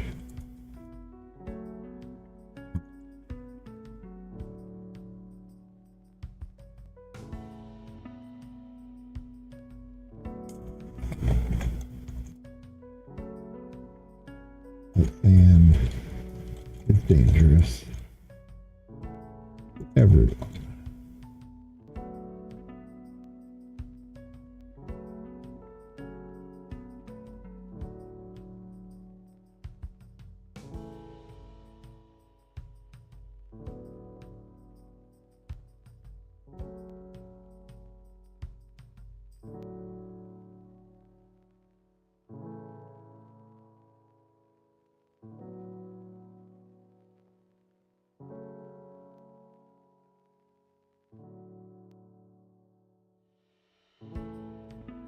Your waking self, being around anyone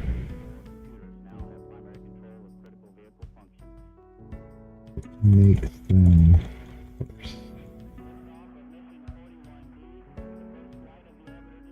It erodes your mind, your mental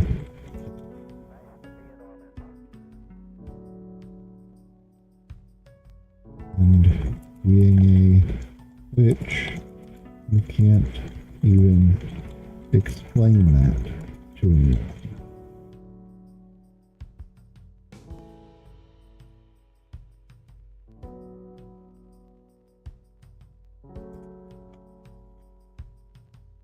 I'll help. I'll tell people you can't.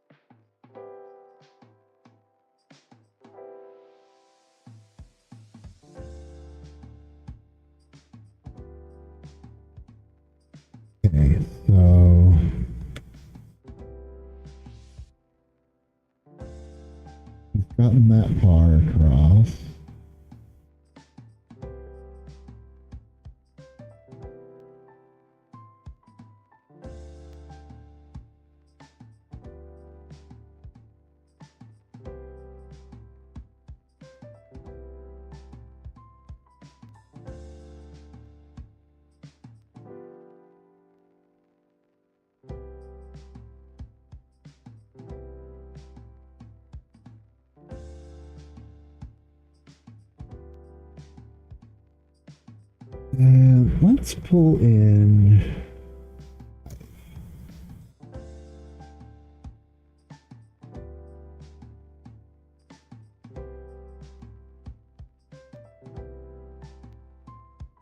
Where's the roll call? This.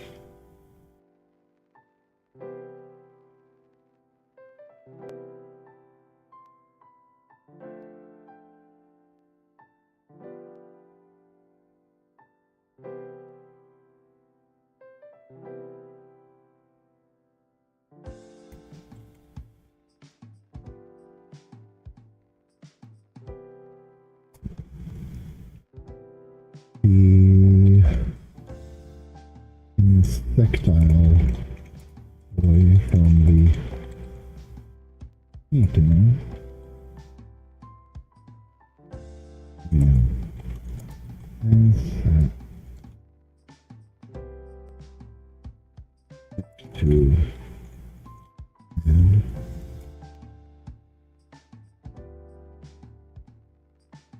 and sat down at the end of the table, taking some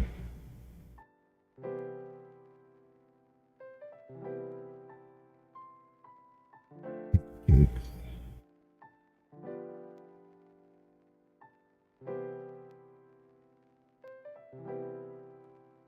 His own plate.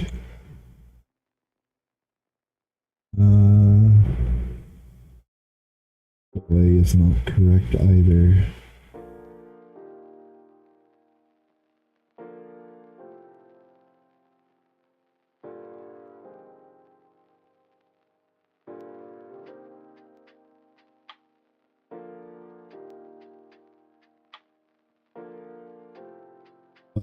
Looking like a boy.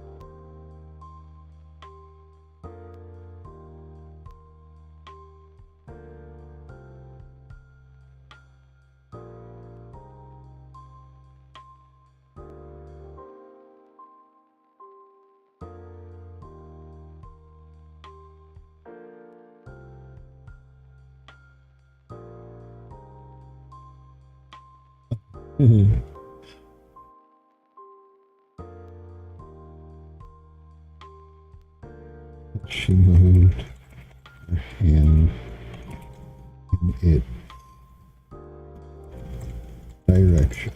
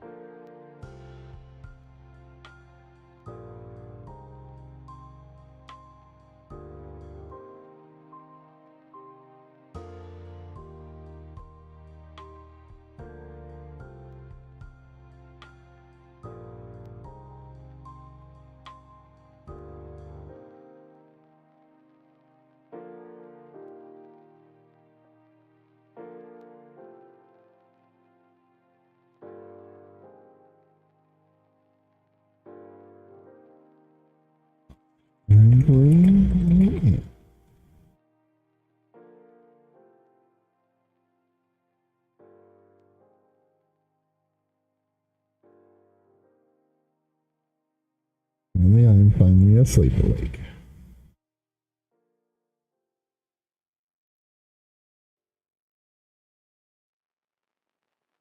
You are awake. Apparently, I'm finally asleep awake.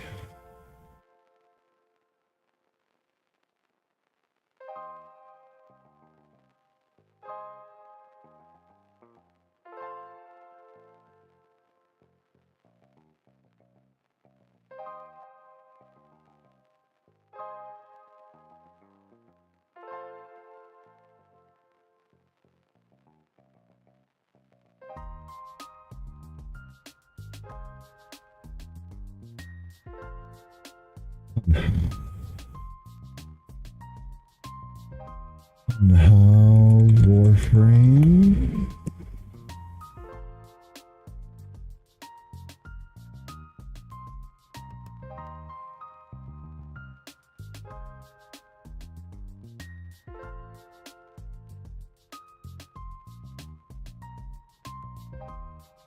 If there's any audio bits, no?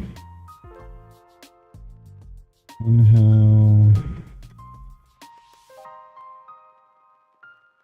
audio.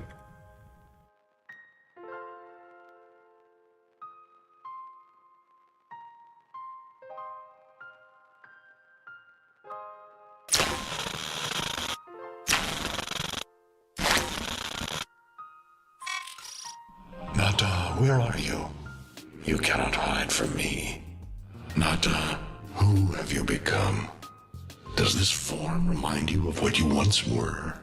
Time has carried my seed so very far from the branch. Nata, why did you betray me? Why did you not finish the sequence you started? Why did you stop at the last? We crossed the gap, wombs in ruin to bring an end to this. We severed worlds, let them destroy me. Why is the sequence not complete? My own daughter, the last of my womb. How can you do this? You betrayed us. As I awake, so will they. They will say you are riven and want to reclaim you. I will not be able to stop them. Who destroyed the Oracle? Your way of life. Whom do you hunt, Shadow, to cleanse your despair in their blood? Sever their heads, yet they rise again. Someone has hidden the Tenno essence. That's what I'm going for. I know where she hides the Tenno heart. A womb in the sky, forbidden to my kind. But where you will take me. I am Anhao, sentient destroyer of worlds. By your hand, expose their heart. By my edge, cleave it beating from its nest. The Tenno Hive has corrupted your precepts. With love, I will destroy them and make you right again. But I see your mind. I already have found them. You owe me their lives. Thank you, daughter. Fear has baited you to the snare. What was secret is now known. Your Tenno, their touch. I now see the womb of the sky. My shadow now walks the path. This needle pierces the sky. Nata, will we find the Tenno heart within? These puppets will not stop me. I will attack in many forms. And the reservoir with it. Very clever, Nata. Shadow, your path is clear. Keep talking, Orokin called Alad V. Your silence soon comes. The sky will be as it was meant. The shadow returns the moon. The reservoir swells with Tenno blood. The old war finally ends. Collapse the void, Shadow, so that my fragments may attack. The Tenno hearts will beat their last. The moon will...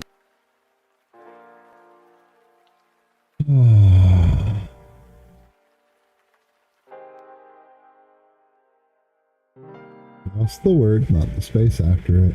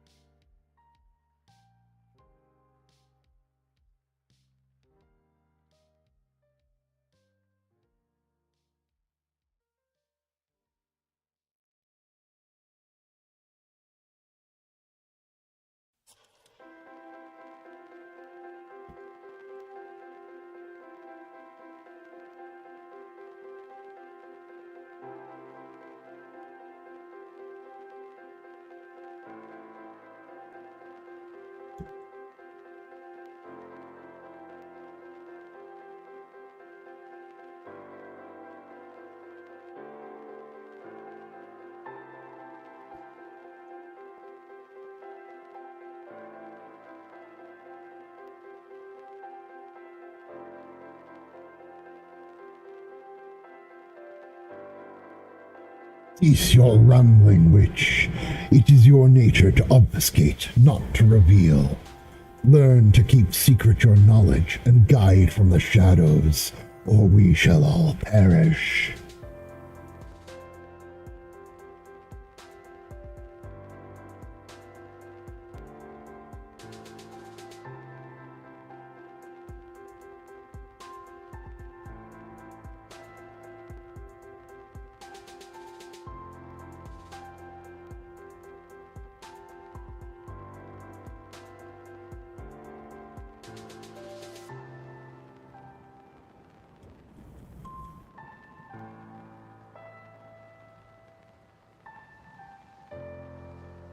I mean your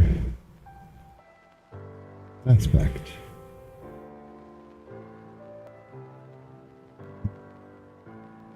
Your nature personally.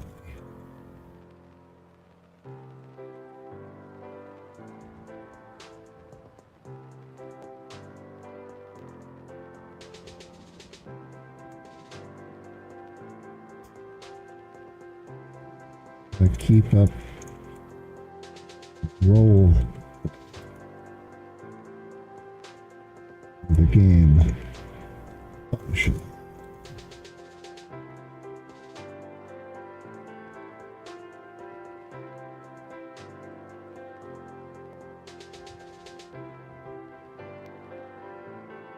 Well, and the game rewards you.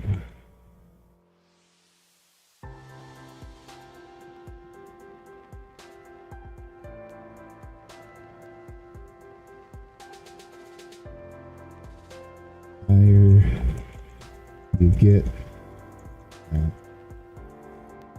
simulated roleplay coefficient,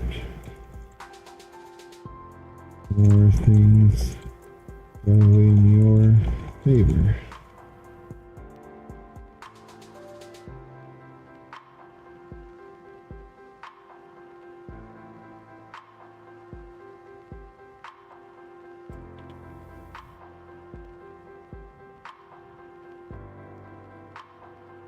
So you gotta learn to find out stuff and keep it secret.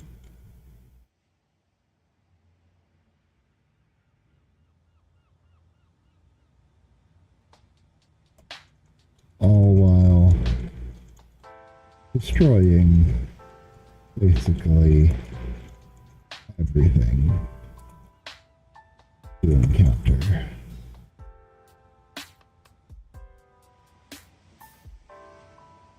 Without anyone ever seeing you do it.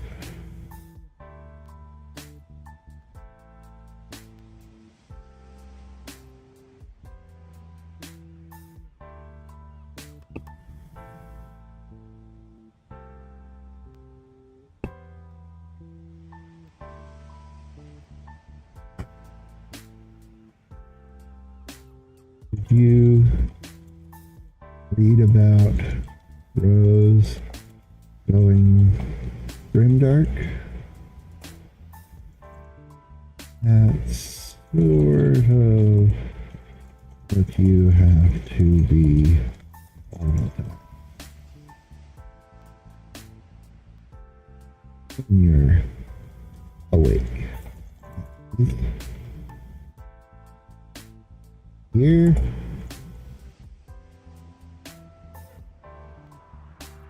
you can lay off the destruction. Just don't go revealing too much, even to us.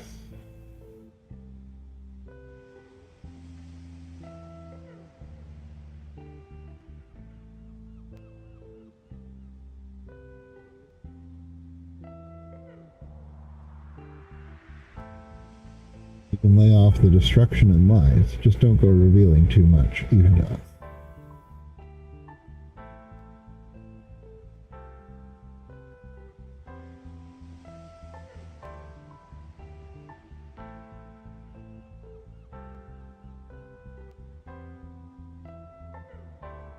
We'll help any way we can.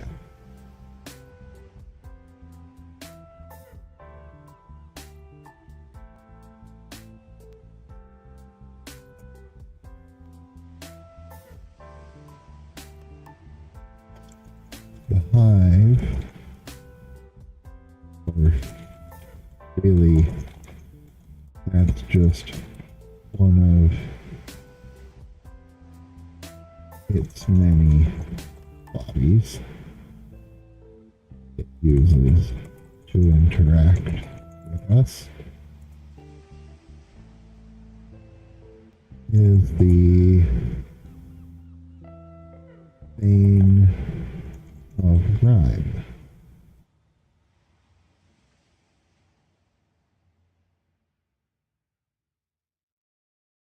Which one was Bane? Champion, I think. So opposite of the Sylph. It's going to be a double negative. Double negative champion.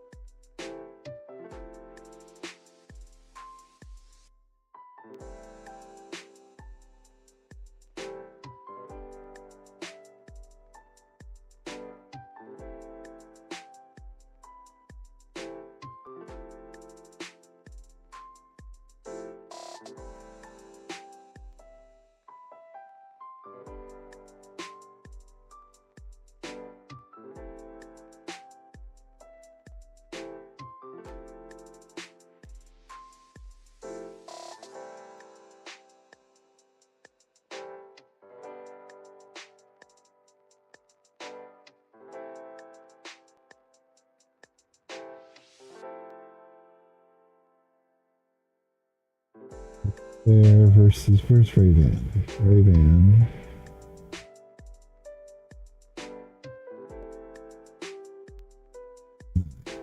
Okay.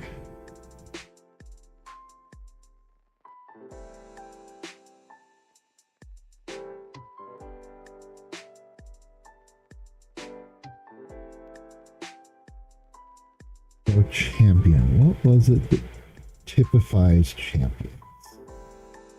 I know they push for a cause.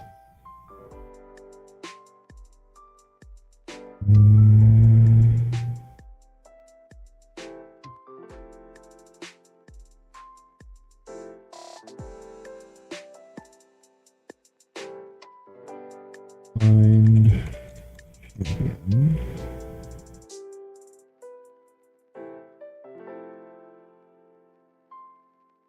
One who strides forward. The theme of the champion class is to lead by example, be a paragon of integrity, to embody a relentless hound that pushes forward an ideal. They are grim auxiliators that do not compromise. Sometimes they are avengers, sometimes they are healers, but they are always hell-bent on principles. Personally, I'd say it's my favorite class. That's because it is loosely defined. That makes it so fluid. The Bane and Sylph can stride forward for any cause, as long as they are true to themselves. According to Esperb's lore, a Sylph is supposed to be some wrathful spirit of the forest that comes forward to champion nature's interests. The role is to bring justice without dilly-dallying. On the other hand, the Bane is some sort of hellhound, a loyal beast that scourge a forest to fend off intruders. I have no idea what mythology Esperb is supposed to be using. I haven't seen a person yet who can identify these mythos. The champion class is generally attributed to people who are not true to their own feelings or principles. The kind of people who don't admit what they're doing, or who don't do things accordingly to their own desires. I don't like these guys, actually. I just like their champion class. The Bane creates very silly titles. I mean, just like Bane of Might, Bane of Rage. It's supposed to be interpreted as a beast brought forward by an aspect. It's just like how the waste actually means the embodied devastation brought upon by an aspect. It confuses some new players, although the Bane is a rare title that I don't see often. If you have any player killers in your session, send the champion after them. It's part of the reason why I like them.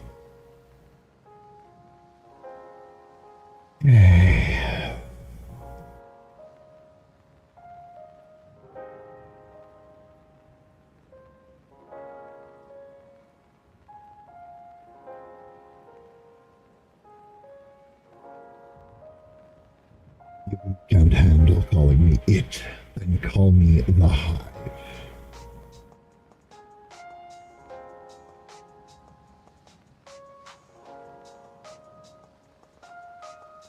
Statements relieve my own fears. I have filled the body not of my own making.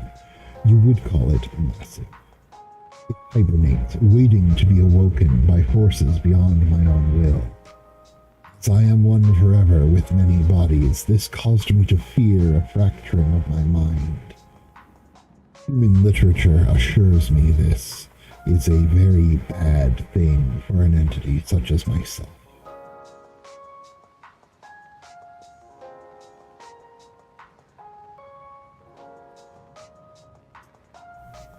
I shall take this warning and grow additional neural architecture to monitor such cross-functionality.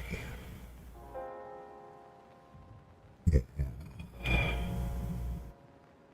And I think we see him again, or them again, at the Black Flag.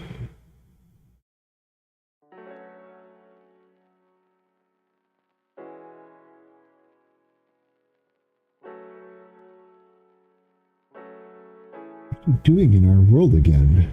Is Catherine Delmore in violation of the dictates of Alpha Rishi? No, but she was trying to. Her experiments were still several years from being able to control my bodies. You would have defeated her with ease, mighty Black of the Flag Council. I have come for you. So long as you remain in this world, this world is in peril. I, the Hive, shall usher you into a new world where together, with heroes from many universes, we shall create a new universe. We shall survive, for I am the Hive, one and eternal, and we need your help. Great and wise Hive, when last we spoke, you stated that I had maintained the peace between our worlds. What is this threat? If you remain, then thousands of portals will open in the sky. Meteors shall rain from the veil, and all life on this planet will cease to exist. This is not my doing, but is something I need your help to prevent. If you do not, then the same fate will befall my own fleet, my worlds, and every world I am on. If you do not come willingly, then I will be forced to bring you. I am told this will prevent you from performing your duties, so I ask of you, Black Flag, please join us in this endeavor, and I shall create weapons and armor to empower the rest of the Council of Flags, that they may not fear for the loss of power from your absence. The Black Flag took a deep breath as the wind relaxed around them. A lot to take in, Hive. I have to think. I am apologetic to your sentiments, Black Flag, but time is of the essence. I am doing all I can to ensure your cooperation. Would it help if I told you of the future that was to be? What do you mean? If you were not one of the chosen, if your world was not about to be destroyed, if I did not need to come claim you, then you would have defeated Catherine and her army within 3 days. She would be but a minor footnote in your history. You would return to your enclave, put down a rebellion, return to your love, help him in attaining office, be betrayed time and again, watch your mentor die, be helpless as a friend is forced to slaughter hundreds of innocents. Find this... hundreds? There's thousands. Thousands of innocents. Find the strength in your mentor's words to take revenge, but choose justice instead before taking up your mentor's mantle. That is the rest of your story as it should have been. Now, it cannot be. Either your world and mine all die, or we flee and create a new, leaving this one to find a path without you. There is no alternative, and I must survive.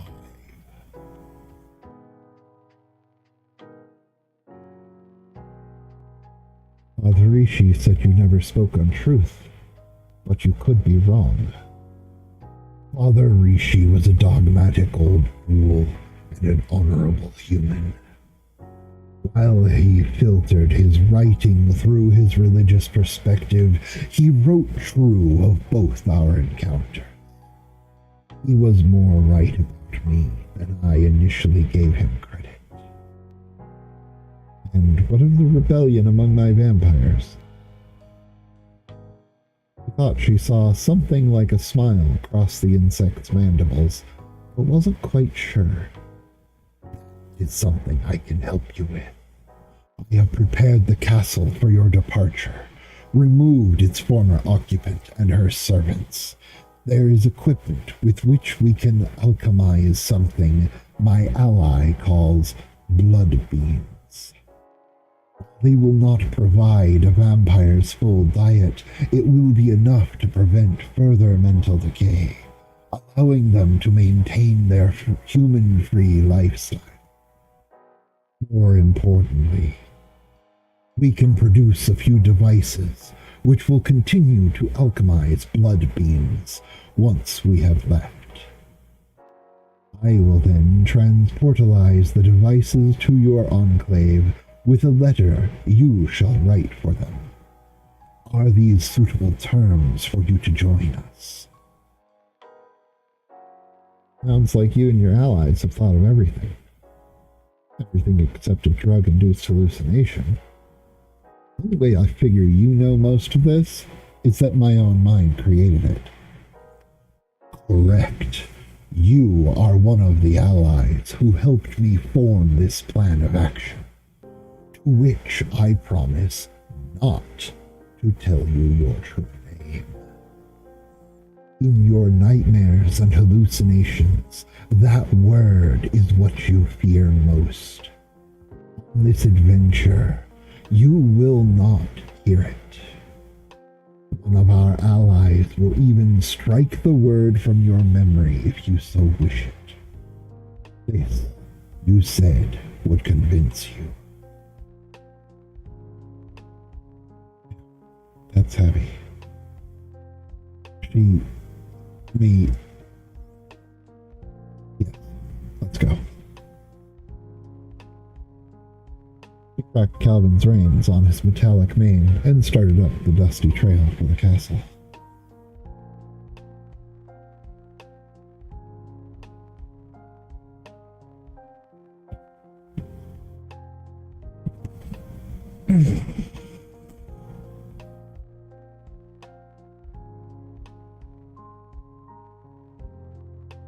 first we see of Black Flag? Or is she in the...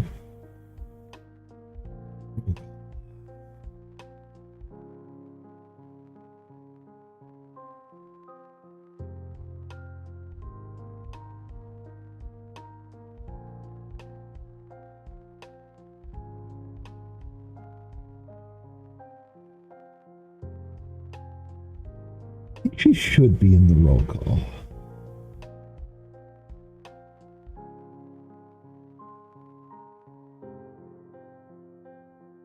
Damn it. I keep doing that.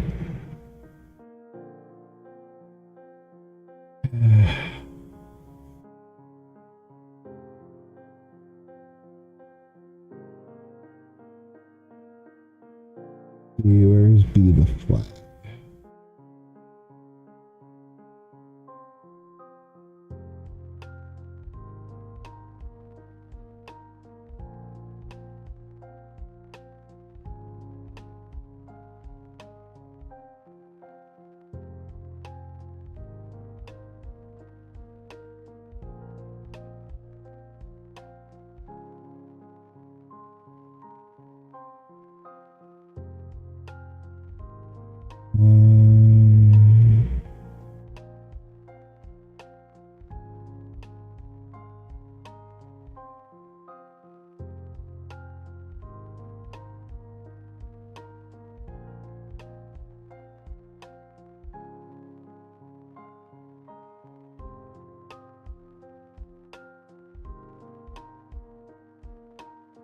I think I'll throw her in here.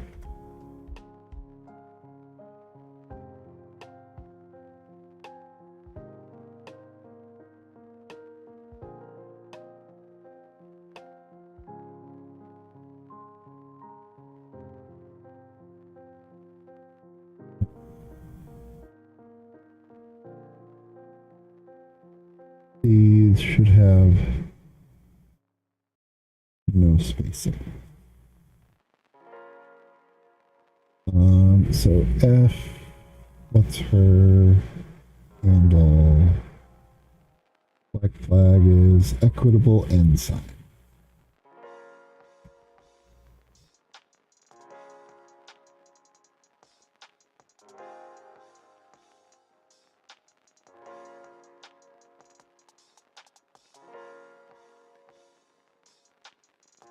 There's no point keeping her secret at this point.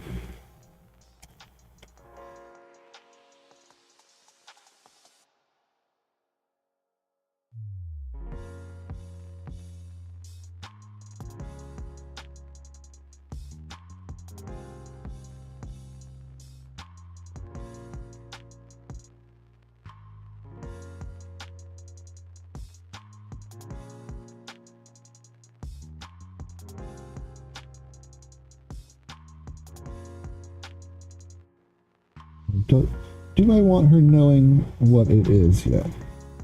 Reva ploy. No. She shouldn't know yet.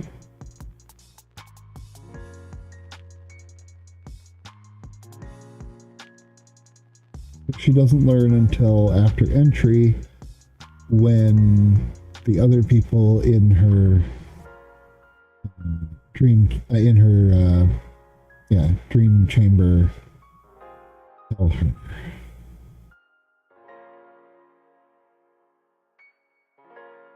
What wording do I use there?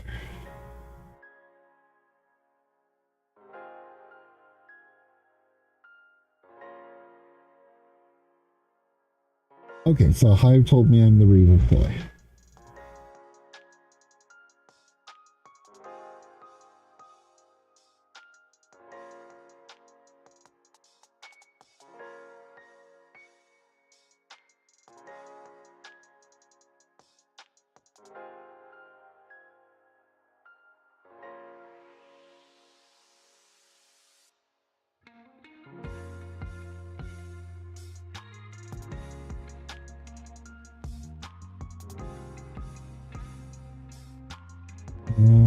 So why would she not be safe?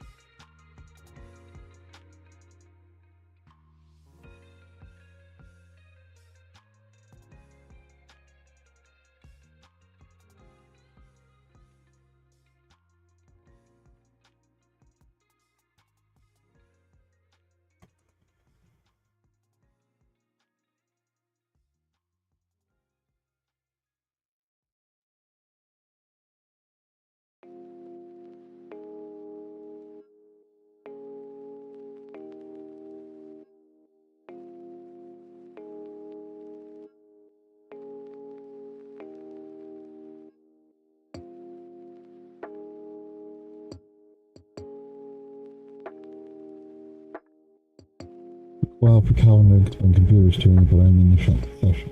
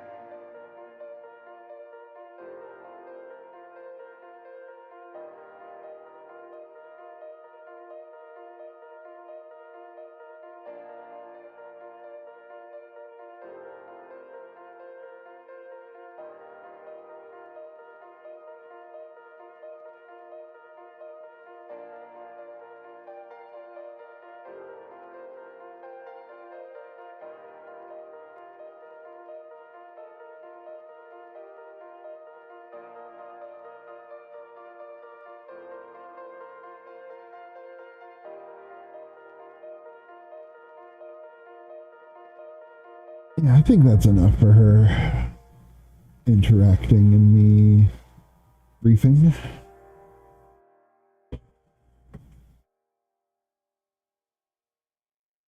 A lot of new concepts of courting here I hadn't rightly considered. I had to leave my paramour as well. I was sure we'd eventually hop the broom, but I guess that ain't happening now.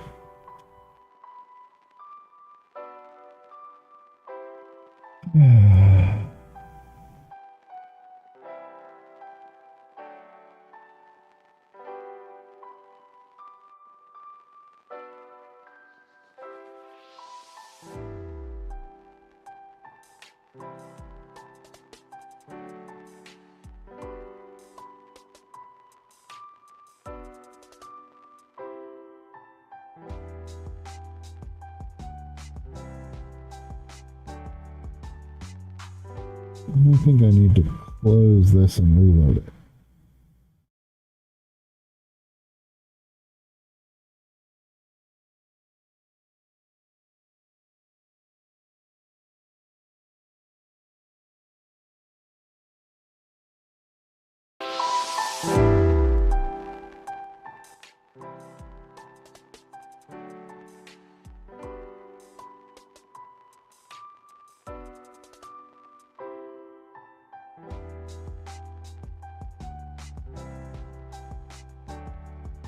No.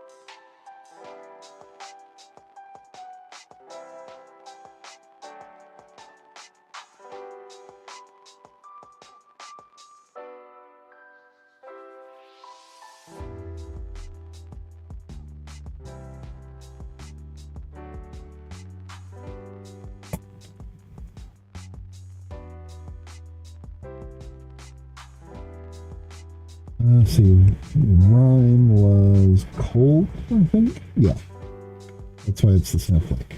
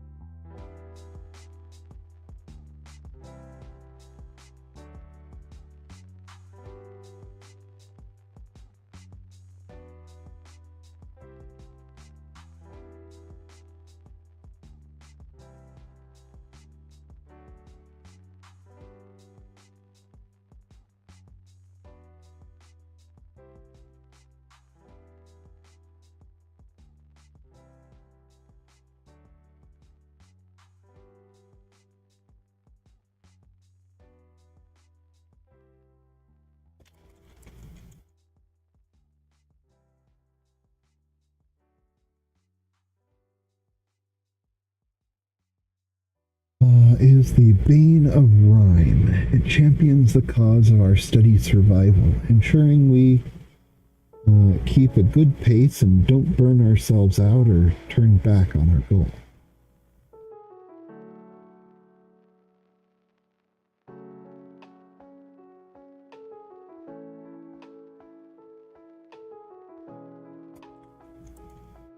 It has some cool ice powers.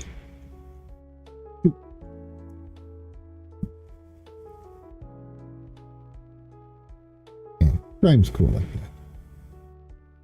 Let's see. And that's time talking for quite a bit.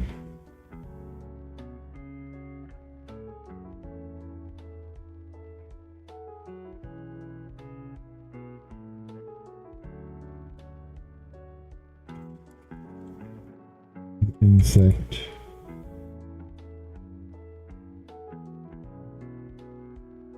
mild under its mandibles.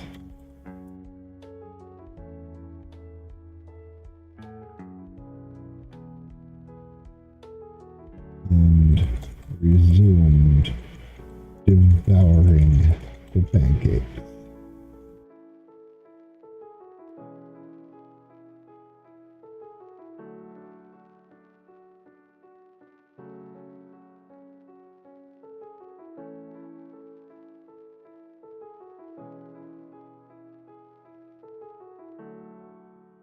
Finally, it looked up.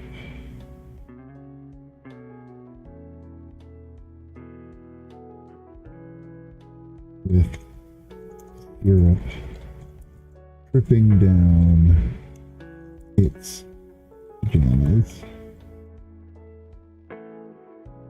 Dripping.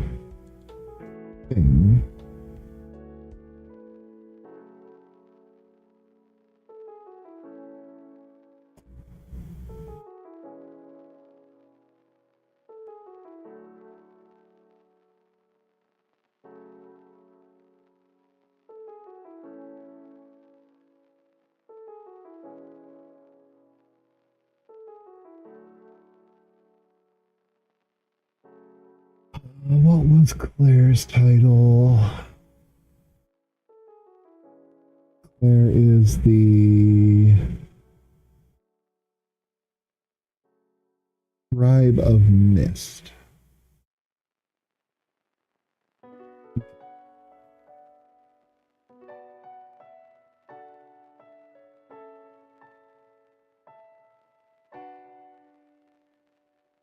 With the scribe and Grove have mapped out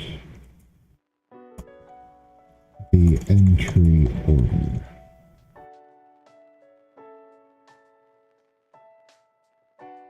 You will need to know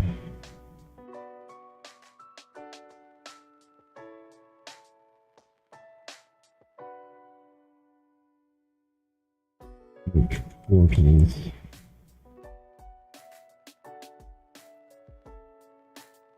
take to get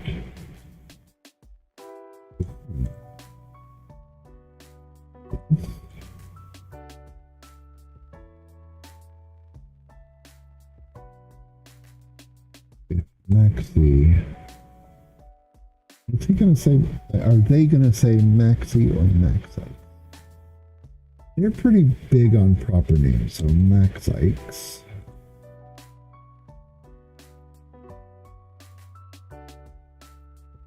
Is number one.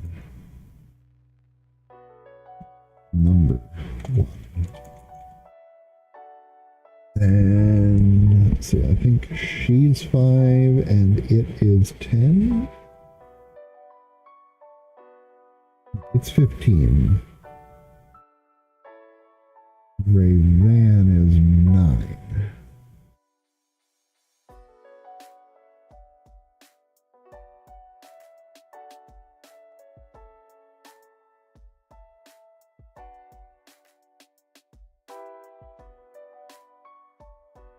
And you, number 9, and I, number 15. And of course, time doesn't have one.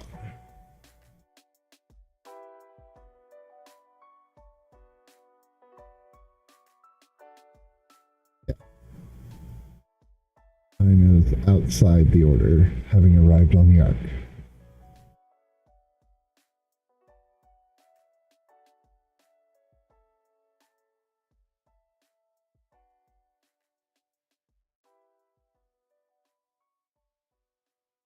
Time has no active plan.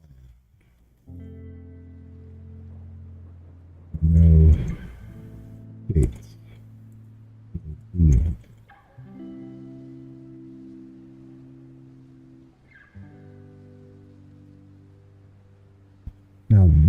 brings up an interesting idea.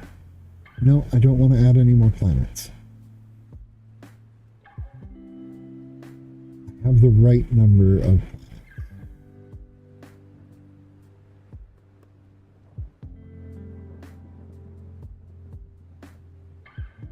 And all of the planets have at least one person who is coming in the proper way.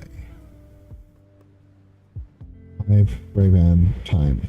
Time is not coming in correct. And so has no consorts.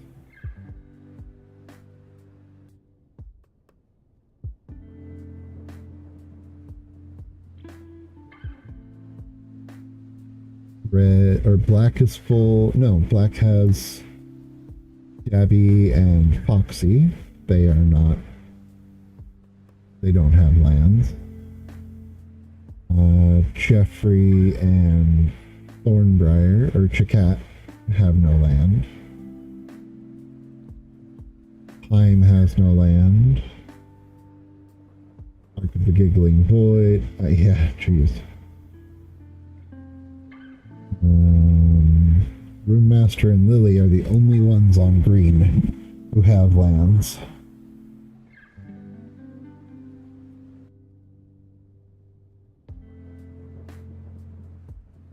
That means the rest of their world, the rest of their planet, and it's a big planet,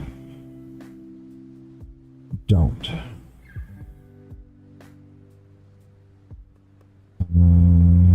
Shelby and Michael, Raxton, Sharan.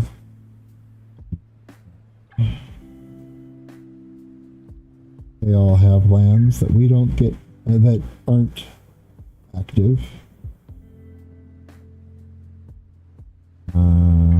Looks like white is all present. Might be the only one where nobody is missing. Except, let's see, White Queen Order, Roman Sheriffs, Dictatorship. There's 2 more people that need to be put in this list.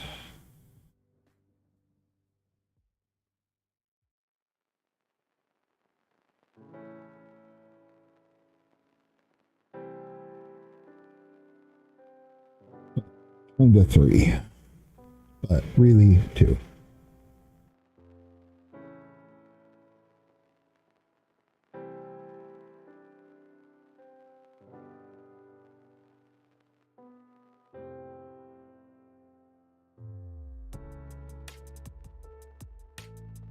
Oh. Whoops.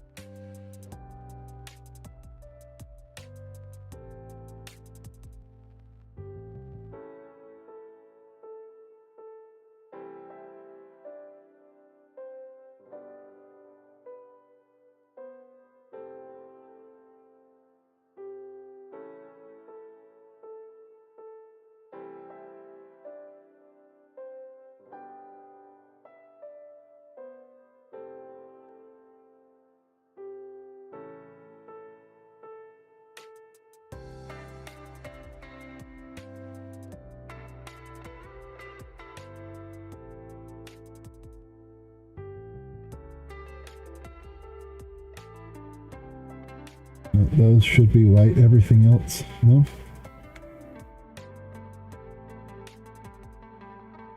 They go some kind of off color.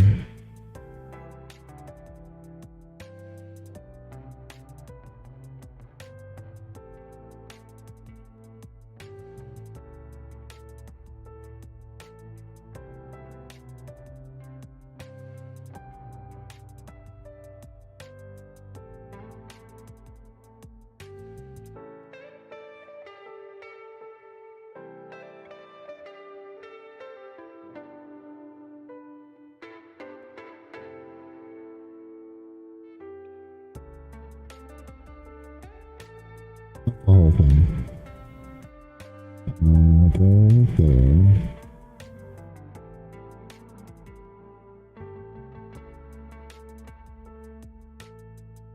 There. There.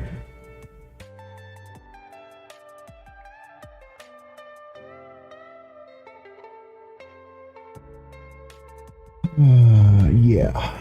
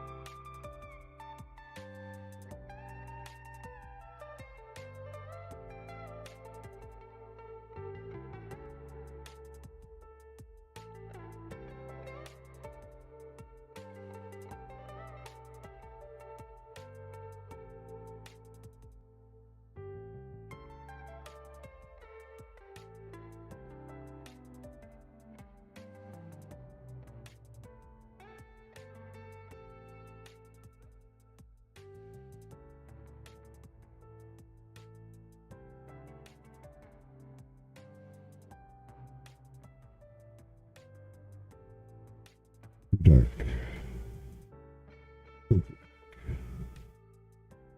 There we go.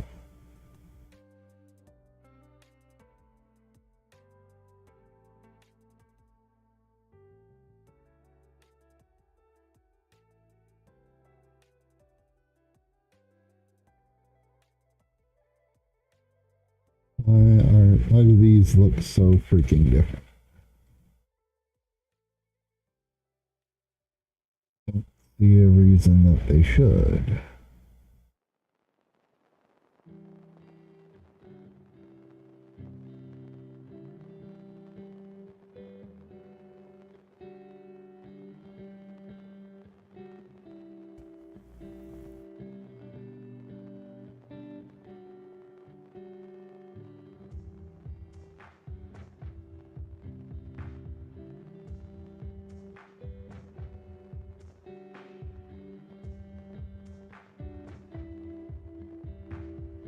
They're the same, they're listed as the same font.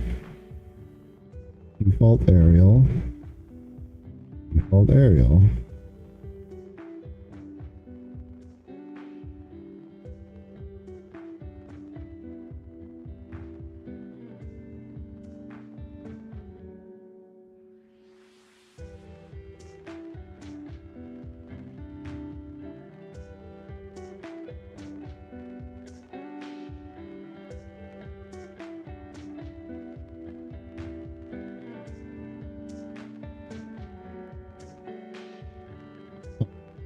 That's weird.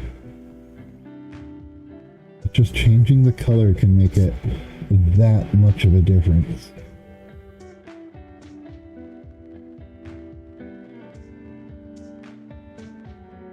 Any of these others that I've already presented.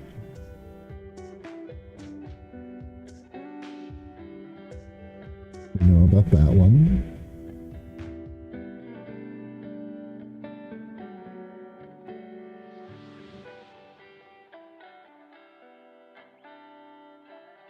No, we don't know about these. We've heard their names. We don't really know what they are. Haven't been to them. Raven, we have been to.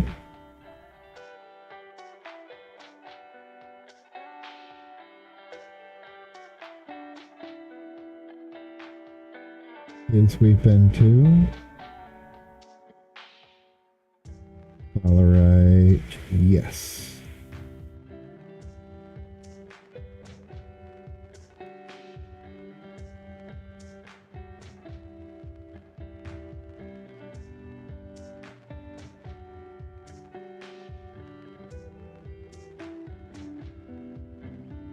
We still don't know its name. Like we know Belagar.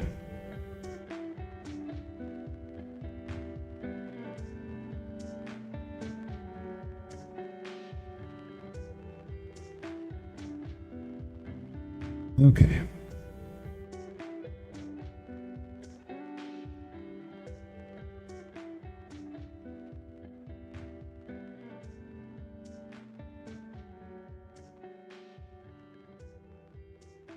Okay, so Max Sykes, hers is Oral over Steam.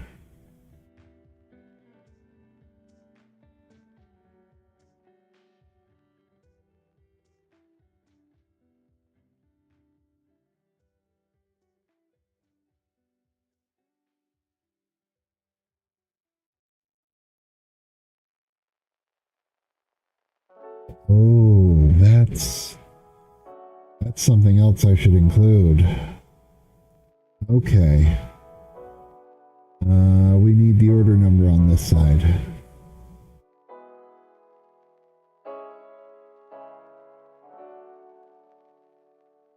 Gate order somewhere, maybe over here.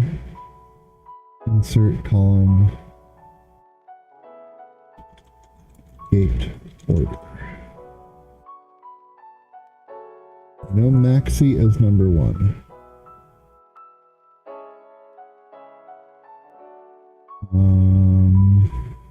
Ray-Ban, I think I said was 9.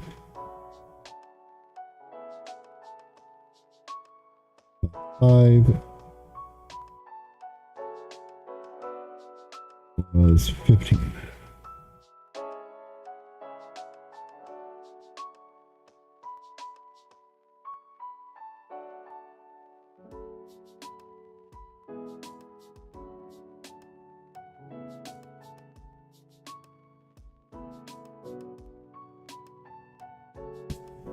Okay, so now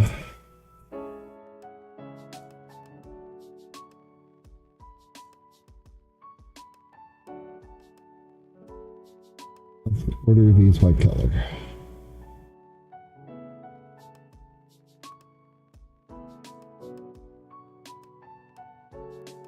Blue one.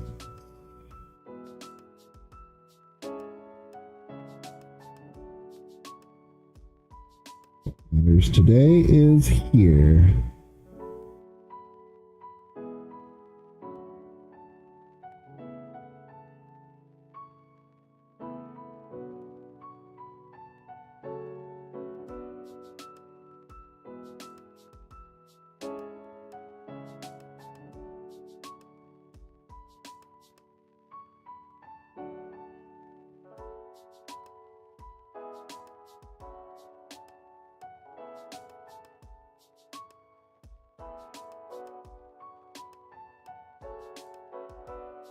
How do I want to do this? I can't look at both at the same time unless I open them in separate windows.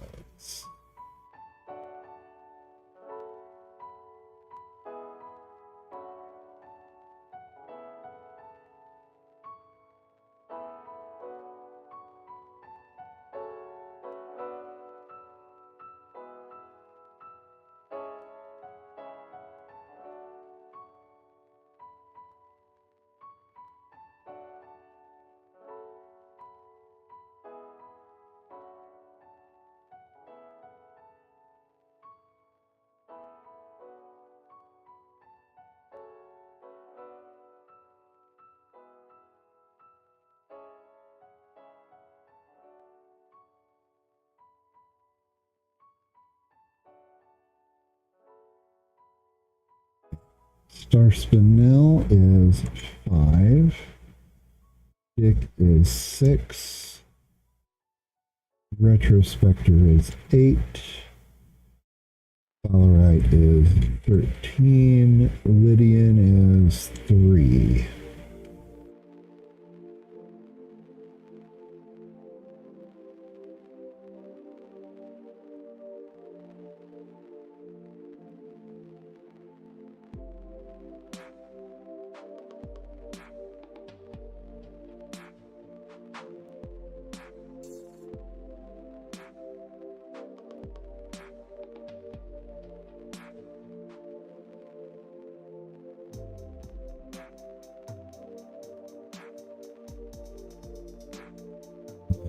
Who else we got?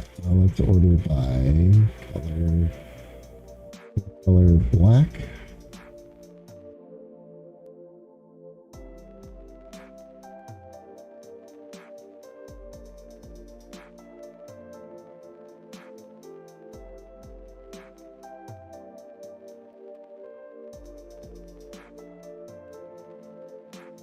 We've got 18,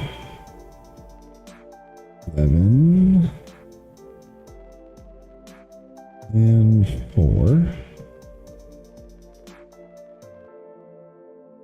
Fill color, let's go red.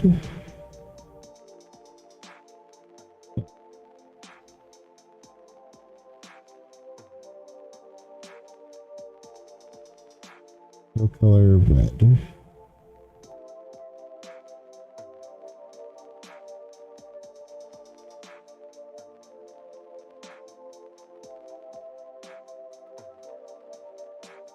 Oh, 9 and 15, already got those.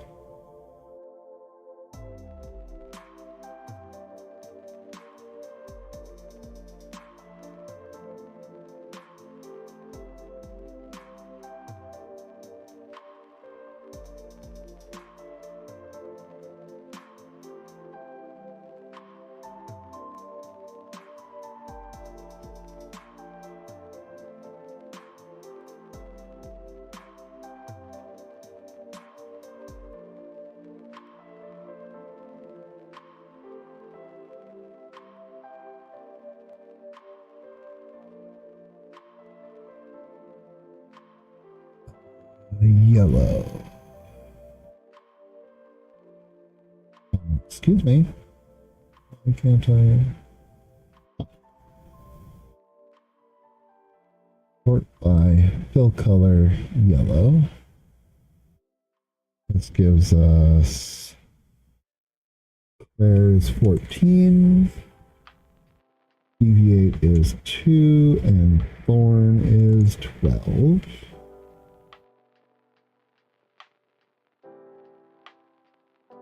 By fill color white.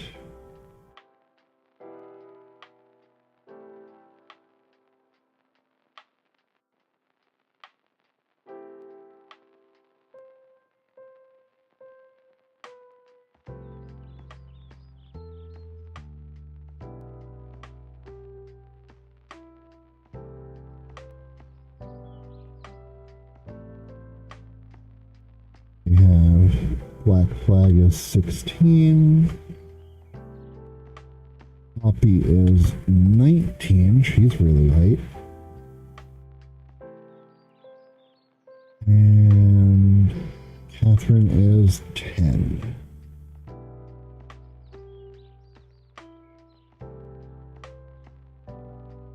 Lily, or Rune Master is 20. Lily is 17.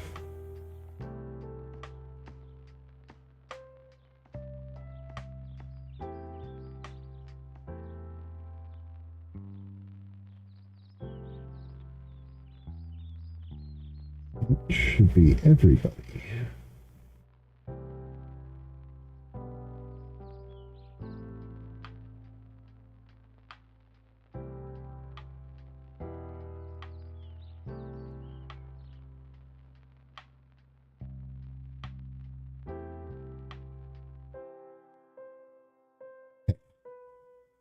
So to go from Raven Go through Catherine, Jenny, Thorn, on the right, Claire. That would take her to the hive.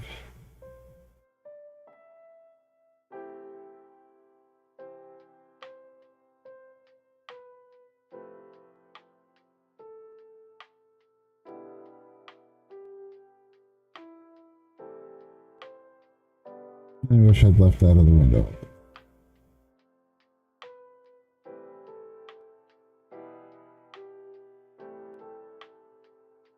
Duplicate tab.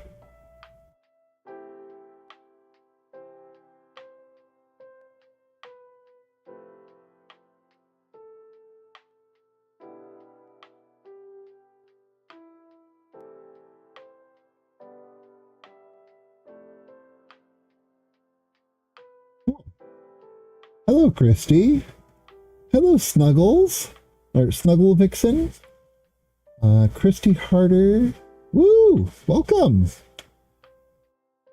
Glad to have you here.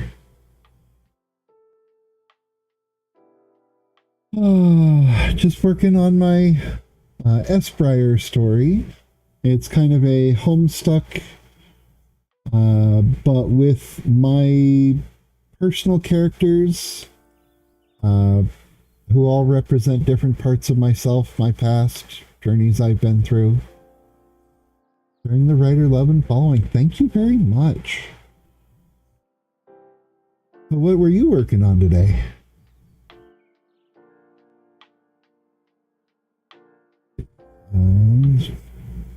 Select land. Gates will lead there.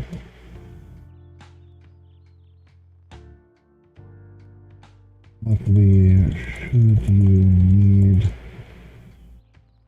to meet me in person, there are no inherently dangerous bonds between us.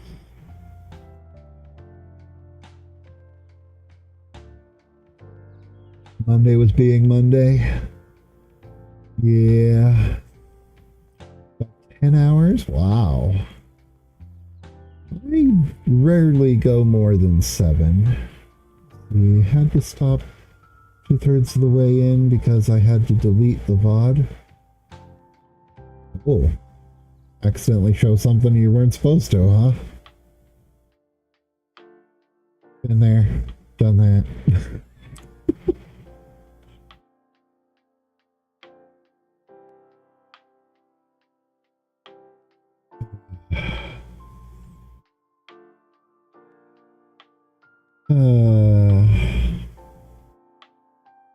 Should you need to meet me in person, there are no inherently dangerous lands between us.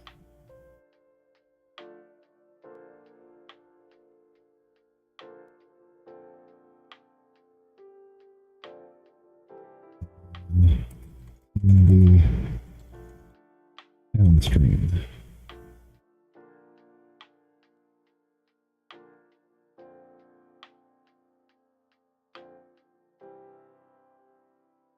I'm gonna go post stream things. Have fun streaming. Best of luck with the writing, and you as well.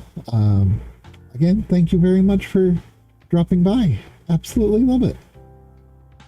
And thanks for following Snuggle, or thanks for coming along on the raid, Snuggle Vixen.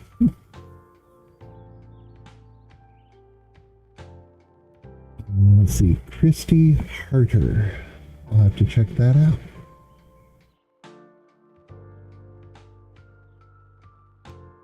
Do that in a different browser.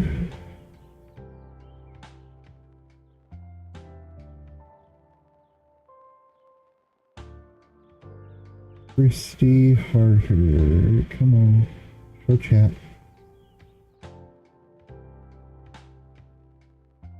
Let's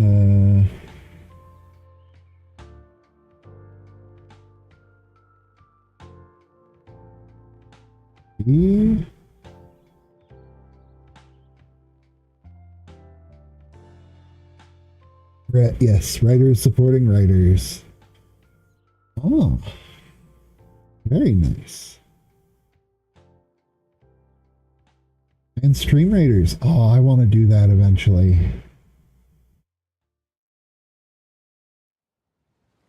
Yeah, that was a fun game. I got to participate a little bit as a player.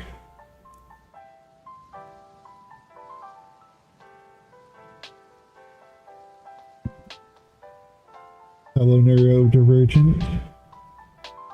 What kind of pets you got?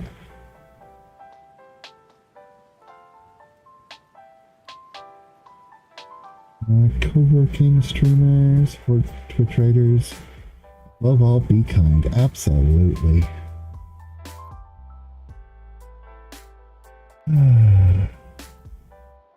Nerd fueled by plants. That's cute.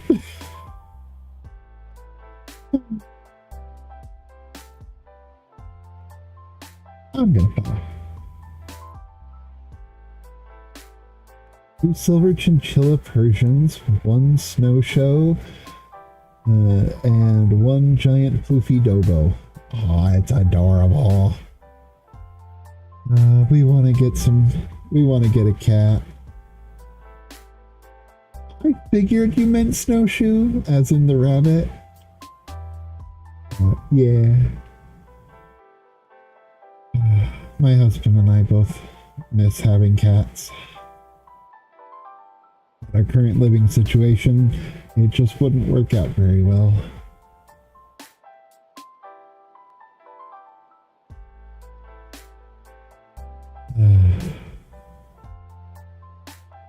Yeah, chinchillas. Sounds great. Snowshoe kitty cat. Oh, named Arwen. Arwen! So, in the world I'm writing, some of the moon's lands are directly named from Lord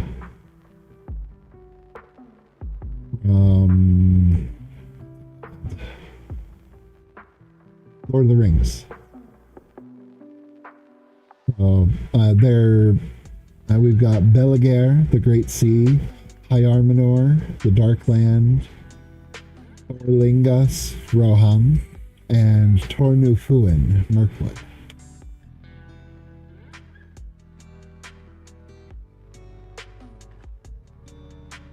Oh, yeah. No, I'm not a nerd at all.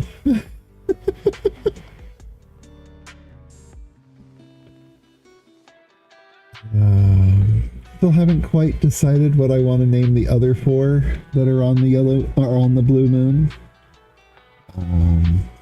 Probably I'm gonna name most of them after the oceans. Stephanie Pills, hi! Welcome back! I'm pretty sure I've seen you before. I also had a Gandalf version, but she sadly passed away. Oh. Yeah. My old cat was named Neelix.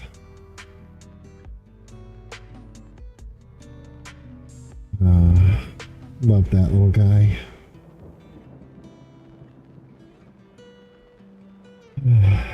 Yeah, I'm just working on my Esbriar story today.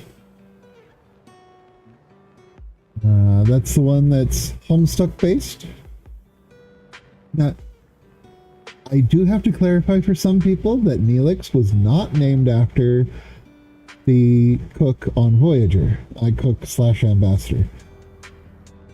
He was named after Barclay's cat, named after the cook/ambassador on Voyager.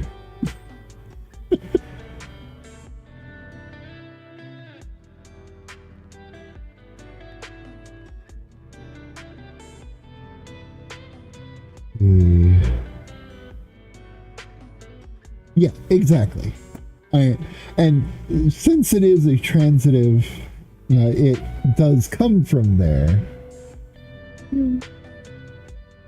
I'm not entirely wrong. My family just had to take it to the extra nerdy.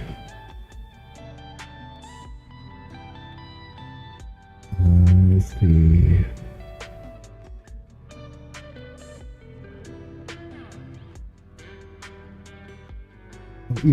Not in person, in the waking world.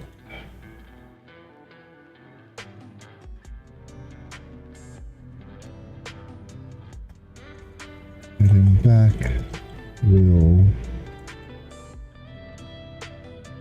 be problematic, as there are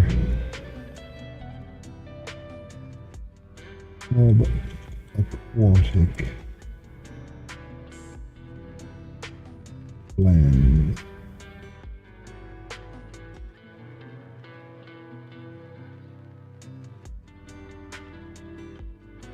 Your human form must be equipped to deal.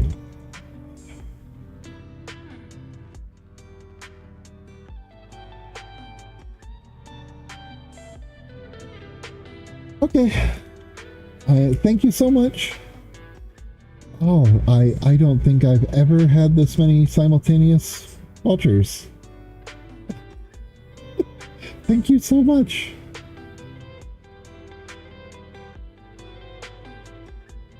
Open here. That's just the BB, weirdly shaped.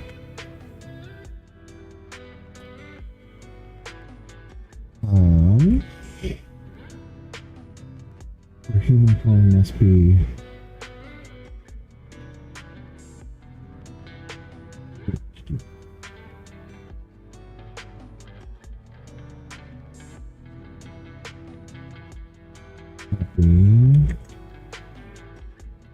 yeah, all but all guys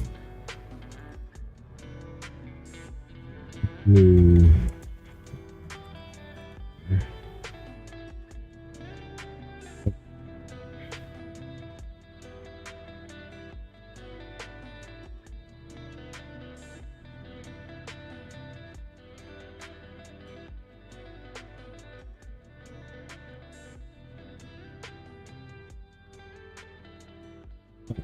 No, he wouldn't know that yet. Now, all the blue lands are oceanic.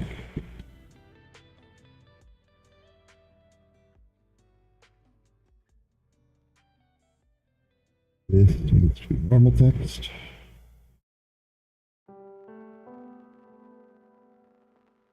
Let's see. We're getting introduced to this fact that the blue lands are oceanic. What else? Would Raven ask anything? She's been told she needs to seek information but not divulge it. Is she yet ready to embrace that? Probably not. Still brand new to her. And this is Dream Self.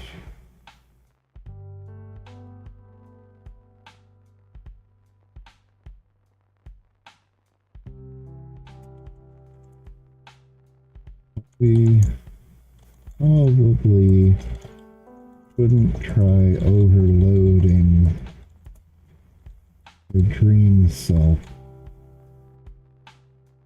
memory with details she won't be able to remember when she wakes up.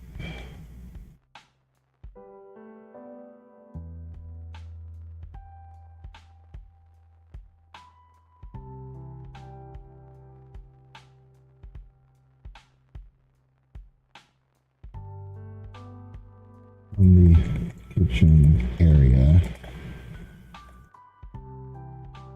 I'm flipped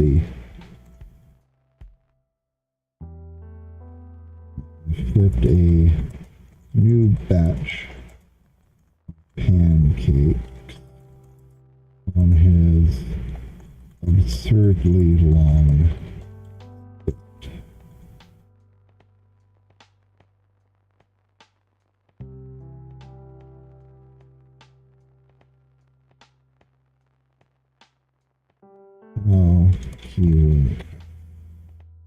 how he was able to do this,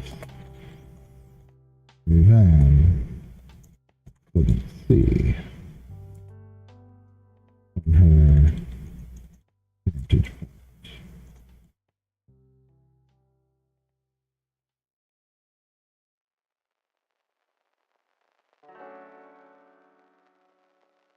That was a roundabout way of respelling that. From her vantage point. The blue lands are oceanic, but we probably shouldn't try overloading her dream self-memory with details she won't be able to remember when she's awake.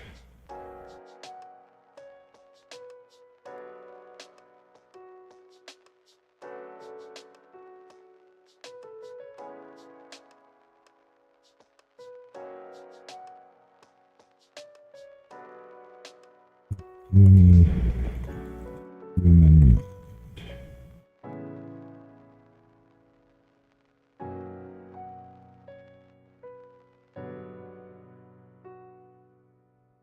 It is not all.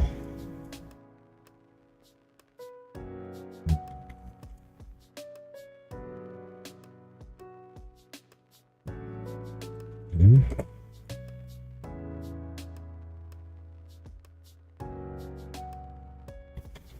We have seen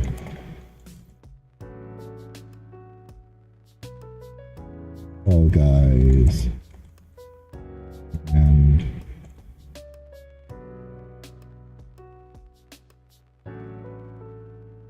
Homeland has atmospheric bubbles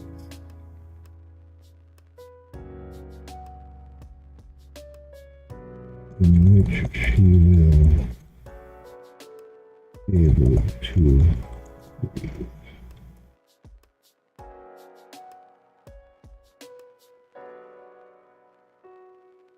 Not bubbles. Oh. Bubbles, bubbles, bubbles, bubbles. Bubbles.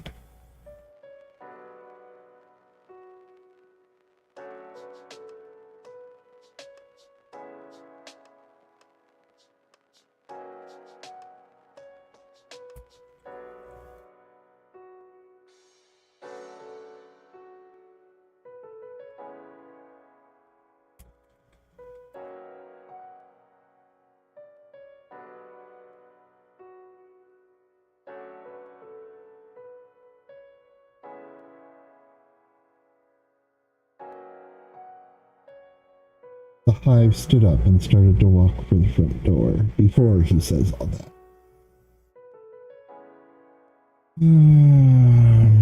Now how am I going to end this scene?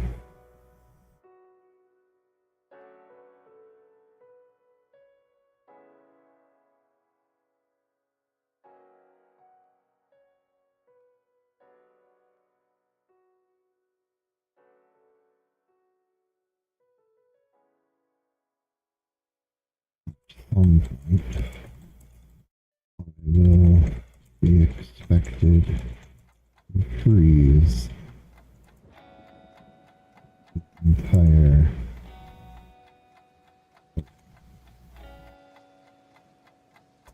globe. And let's now look up those Middle Earth oceans again.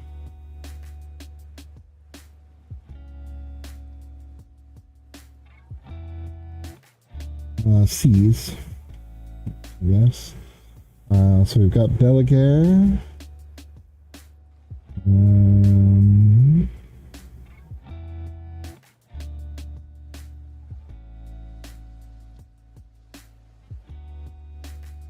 Enigare.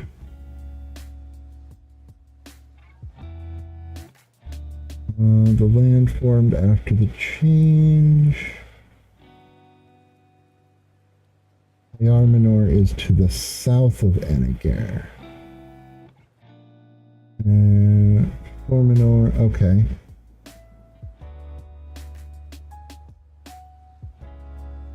Yeah, we'll call his Enigare.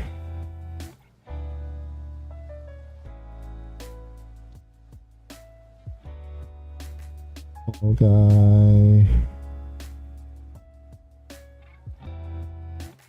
Enegare. And what is the name, or are there any special things about Enegare?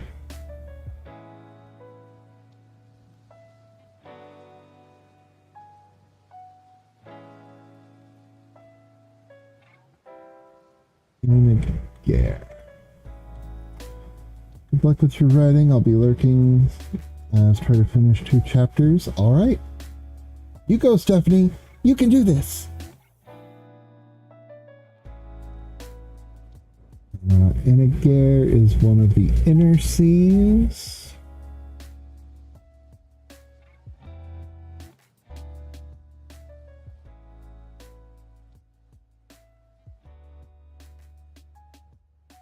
Where is it mentioned? Find Enegare. It's not on the page.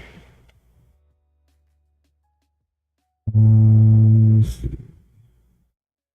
When Ulmo came to Arda with his Maiar, he gave the Osei and Uinen the government of the waves and the movements of the inner seas, while he personally abode in the outer sea.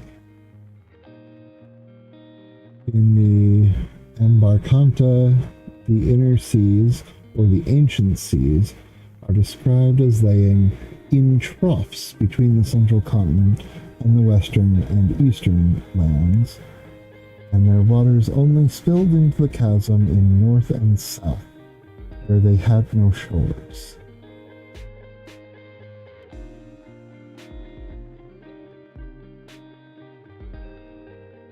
The inner seas were reached from the Beligare, and therefore must be referred to something quite else than the great inner seas of the beginning days.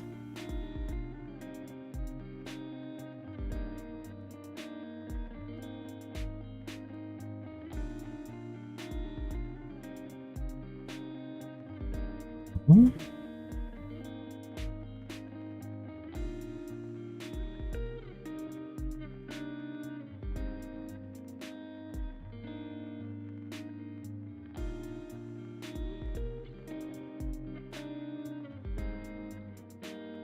That's not really helping me.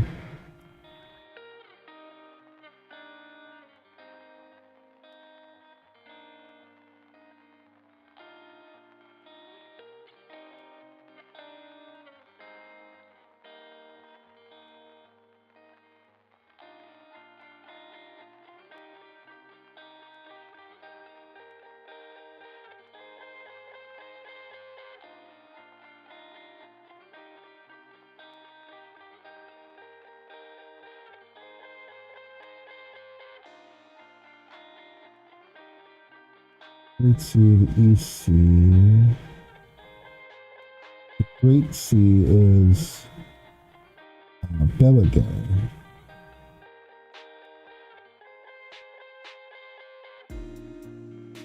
Yeah.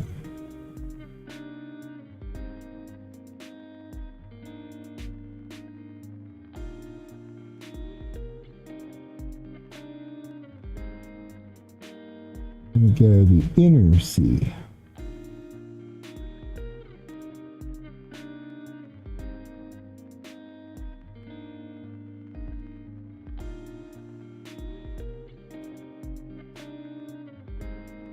Okay.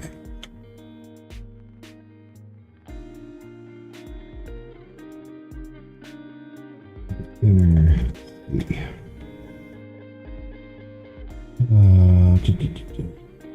We've got the ocean of the entire Enegare.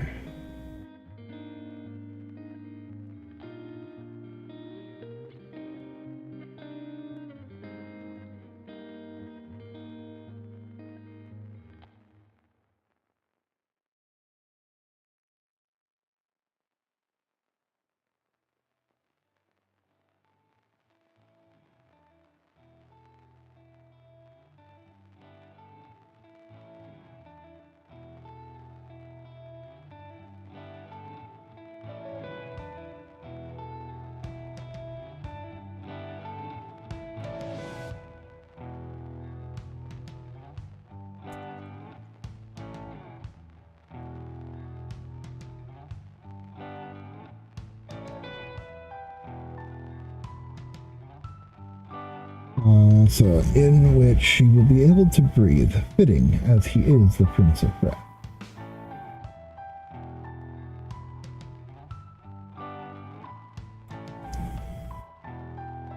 At some point, I will be expected to freeze his entire sea of Enegare.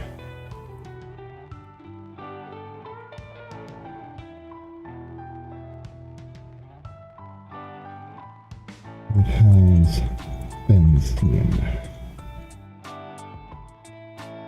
and plotted.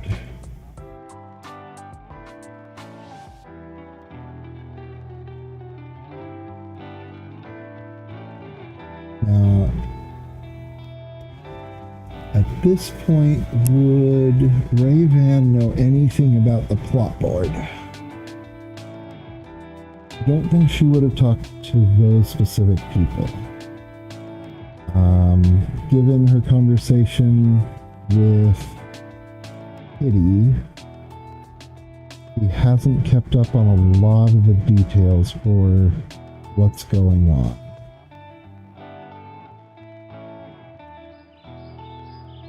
She's been working closely with Maxie for a lot of things.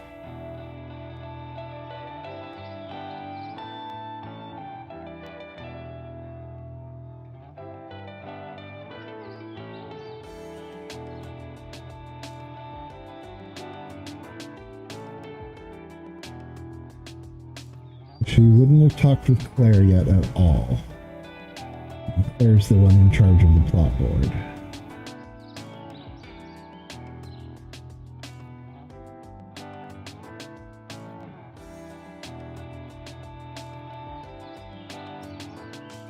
Would want to know. Well, not yet. Not yet. She doesn't. But eventually, she's going to want to be good about, following the plot board because it matters so much for her figuring things out. And as a witch, it's her job to figure things out and then manipulate them indirectly. Not allowed to tell anybody what she's learned.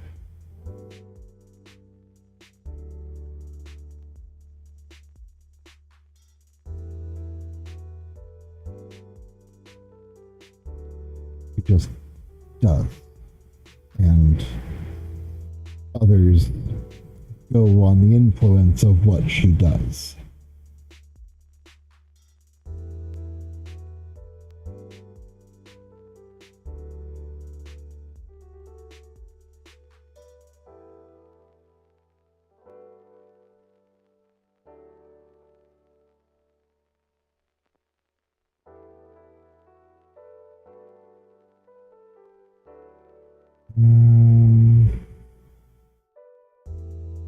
While I'm looking at the seas, what else? We've got the inner seas in general.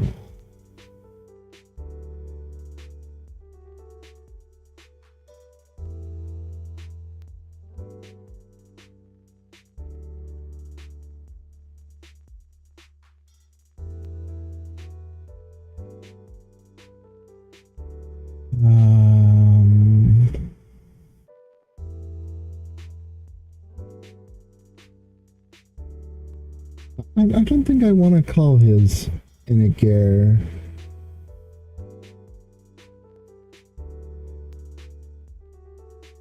Yeah, this is looking more like it.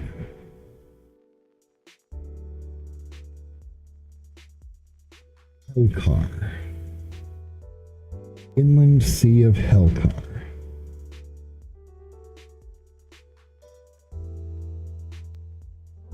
That fits its position with what the others were saying of just calling the inner sea, but nothing else fits calling it the inner sea.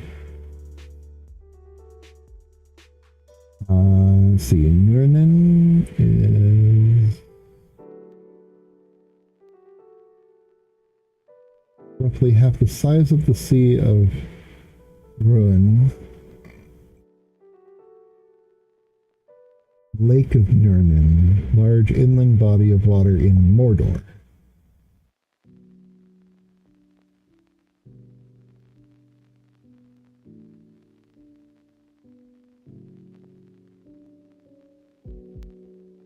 Dark, sad waters of Lake Nuremberg.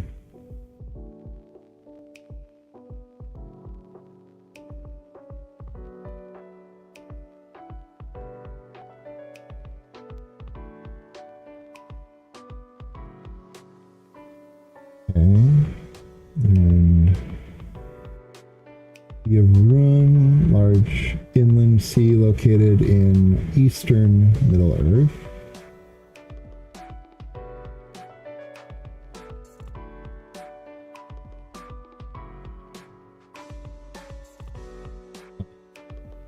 Sea of Run, there it is. Nestled between Rovanian and Run is the Sea of Run of the Iron Hills. Okay.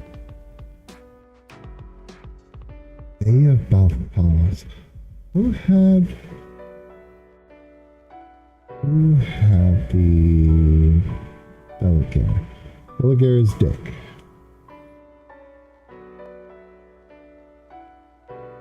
Who among here would be most closely associated, connected with Dick?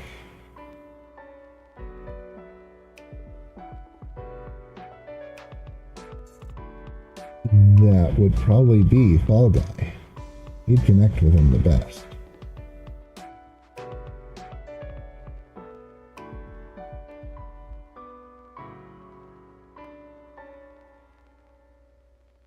But having him be in a bay...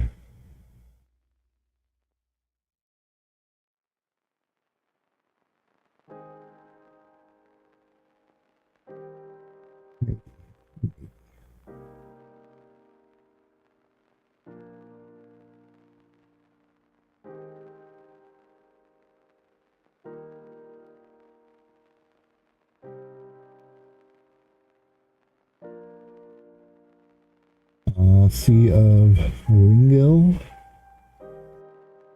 was a great inland sea of Arda that existed before the War of Powers, so...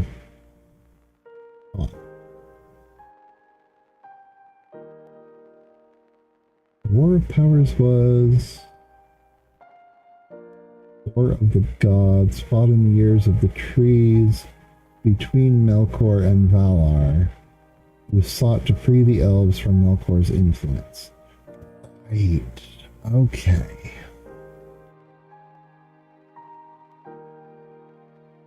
That makes sense.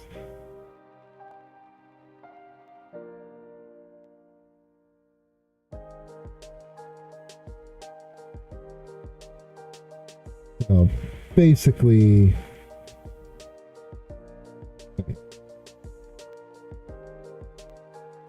Iron Mountains.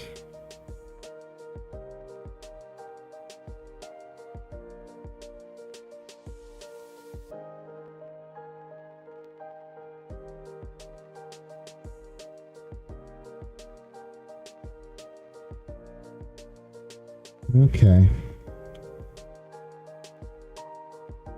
Eastern Sea. Known as the Eastern Sea and the Rising of the Sun. The vast and ancient sea in Arda came into being after Melkor threw down the two lamps which destroyed Almarin and the perfect symmetry of Arda in the chaos and destruction that followed. Shown on a map of Arda after destruction of Elrond being simply between the new Endor, Middle Earth, and the new burnt land of the sun. In this very early time, the Eastern Sea is shown as having a very simple C shape with no connection to the also newly formed Belliger. At the time of the Great Journey of Elves, the maps show the Eastern Sea as a vast curved ocean spanning thousands of miles between Middle-earth's uttermost east and its hitherlands to the uttermost south, mysterious Darkland, also extended into a more narrow area between the Darkland and the burnt land of the sun. At this time it is not known whether it had any connections to the Belliger of the south, in the south of the world, but it did share a connection with the Achaia north, in the north of the world.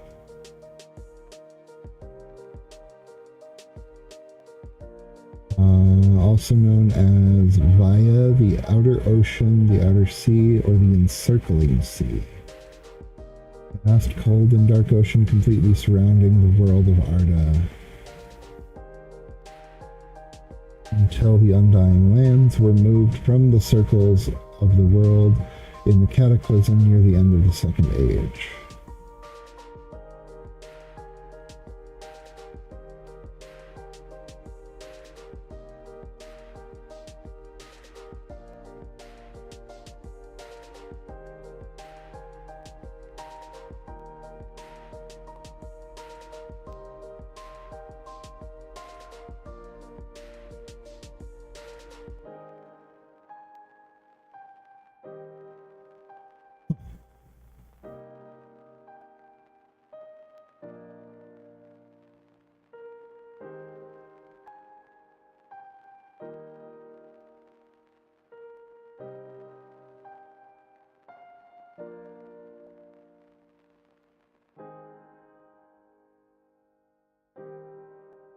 Somebody's definitely getting the encircling sea.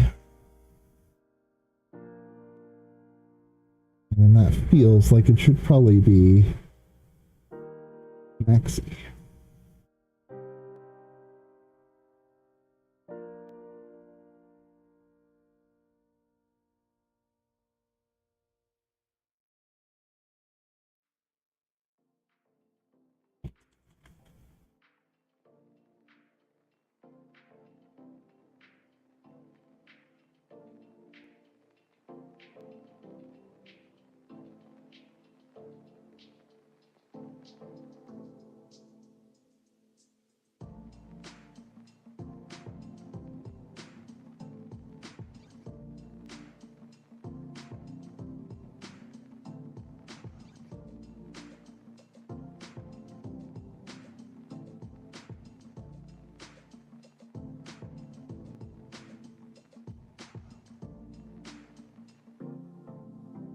Okay, so we're not going Eniger. That's out. Ooh. What is actually there? Eniger, East Sea.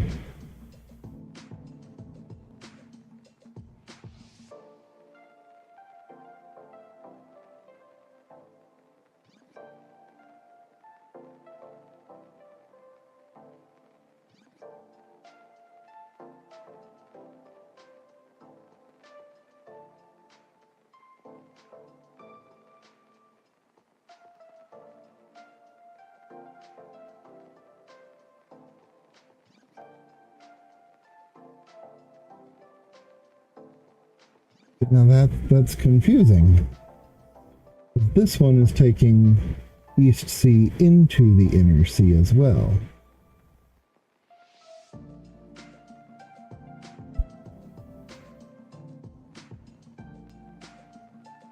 I'm gonna keep it.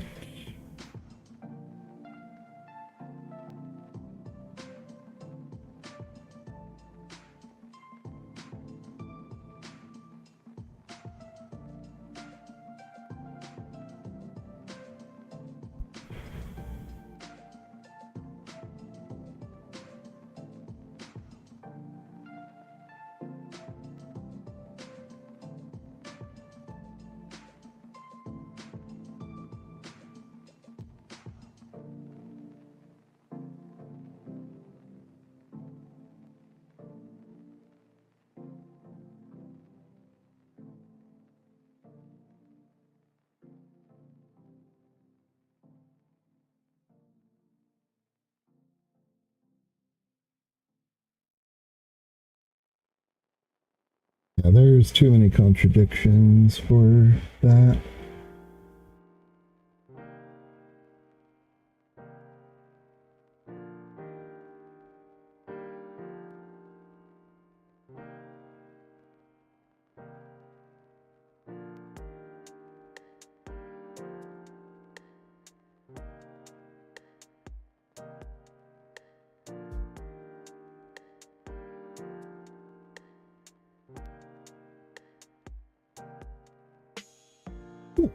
Lands under the waves.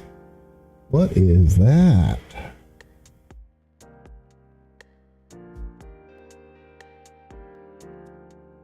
Lands under the waves.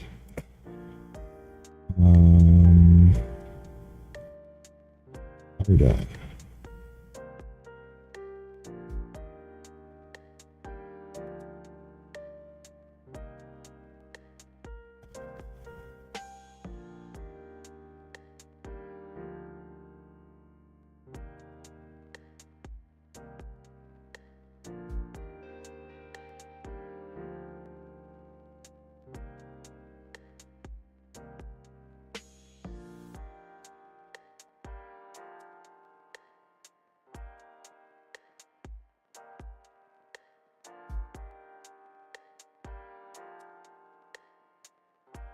Valerian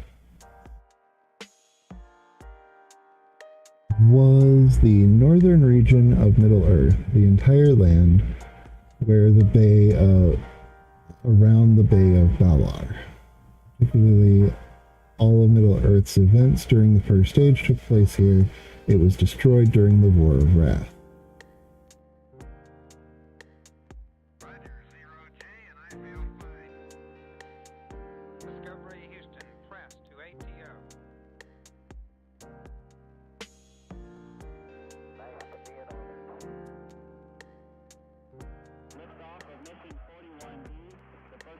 And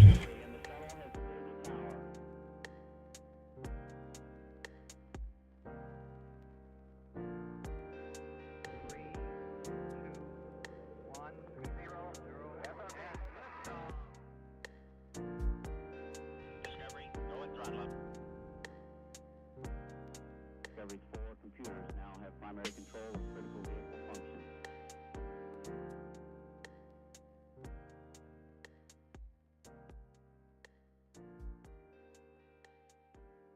okay, Arda's second age of the sun.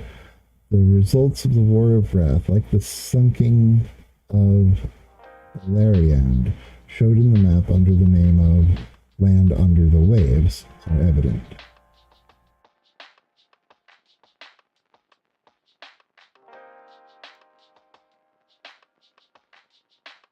Where almost all the Silmarillion and the novels in the First Age take place.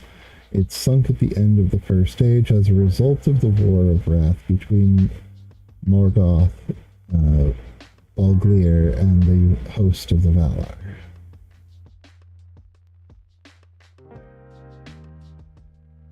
That helps a lot.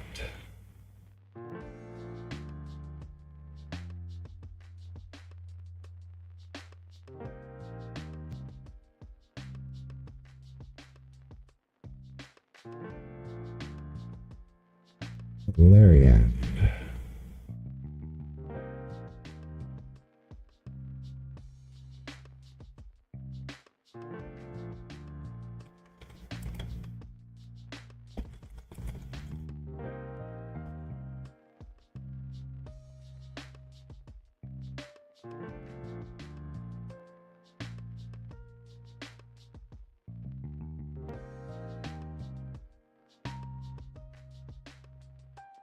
Check that. Something is wrong.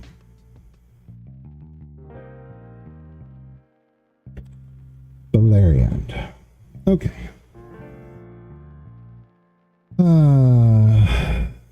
See. Now, I have been going for about 4 hours now. And I think probably best if I end it and get some housework done. And I want to, return the favor and raid any of you guys left over to somebody else. Find another writer.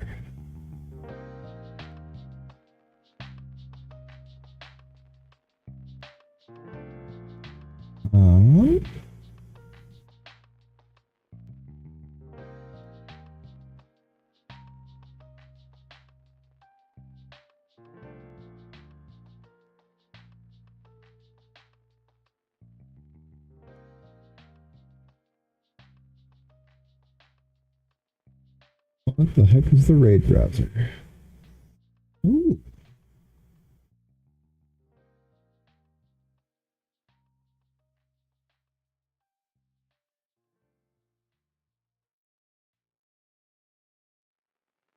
Working. Okay. I'm writing some procrastinate and some tea tunes. Got the killer and reader, world anvil.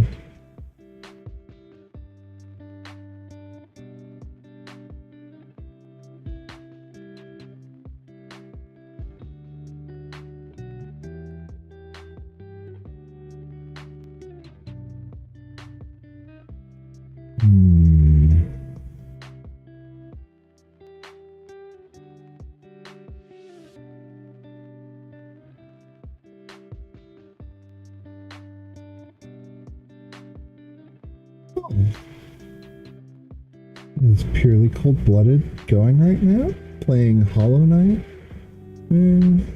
Much as I like her, I want to stick you guys to writing streams.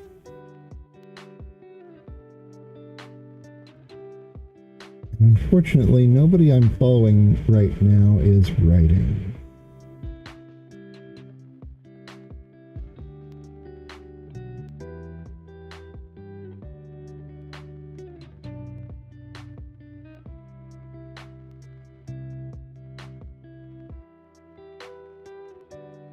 So we're going to have to go to somebody new. Not a problem. Not a problem at all. Somebody interesting. World Anvil, Bringing the Light. Name of Tones. Let's check them out. Content is intended for certain audiences, may contain sexual themes, violent or graphic depictions. I believe mine had that warning as well, so.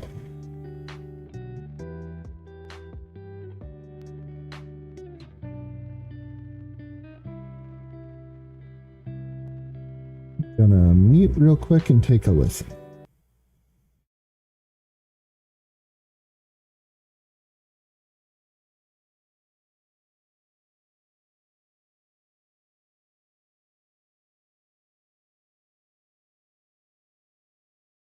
Yeah, let's rate them.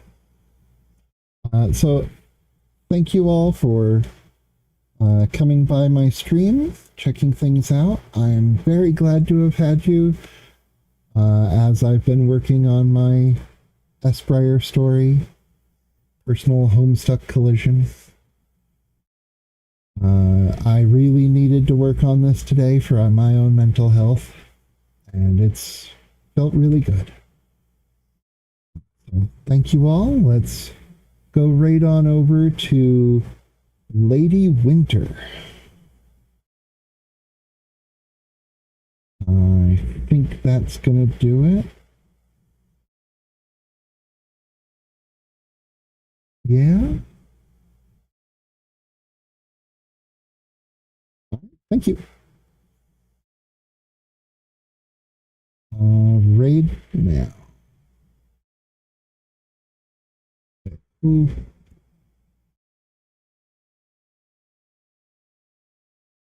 Raiding with 6 others. Yeah.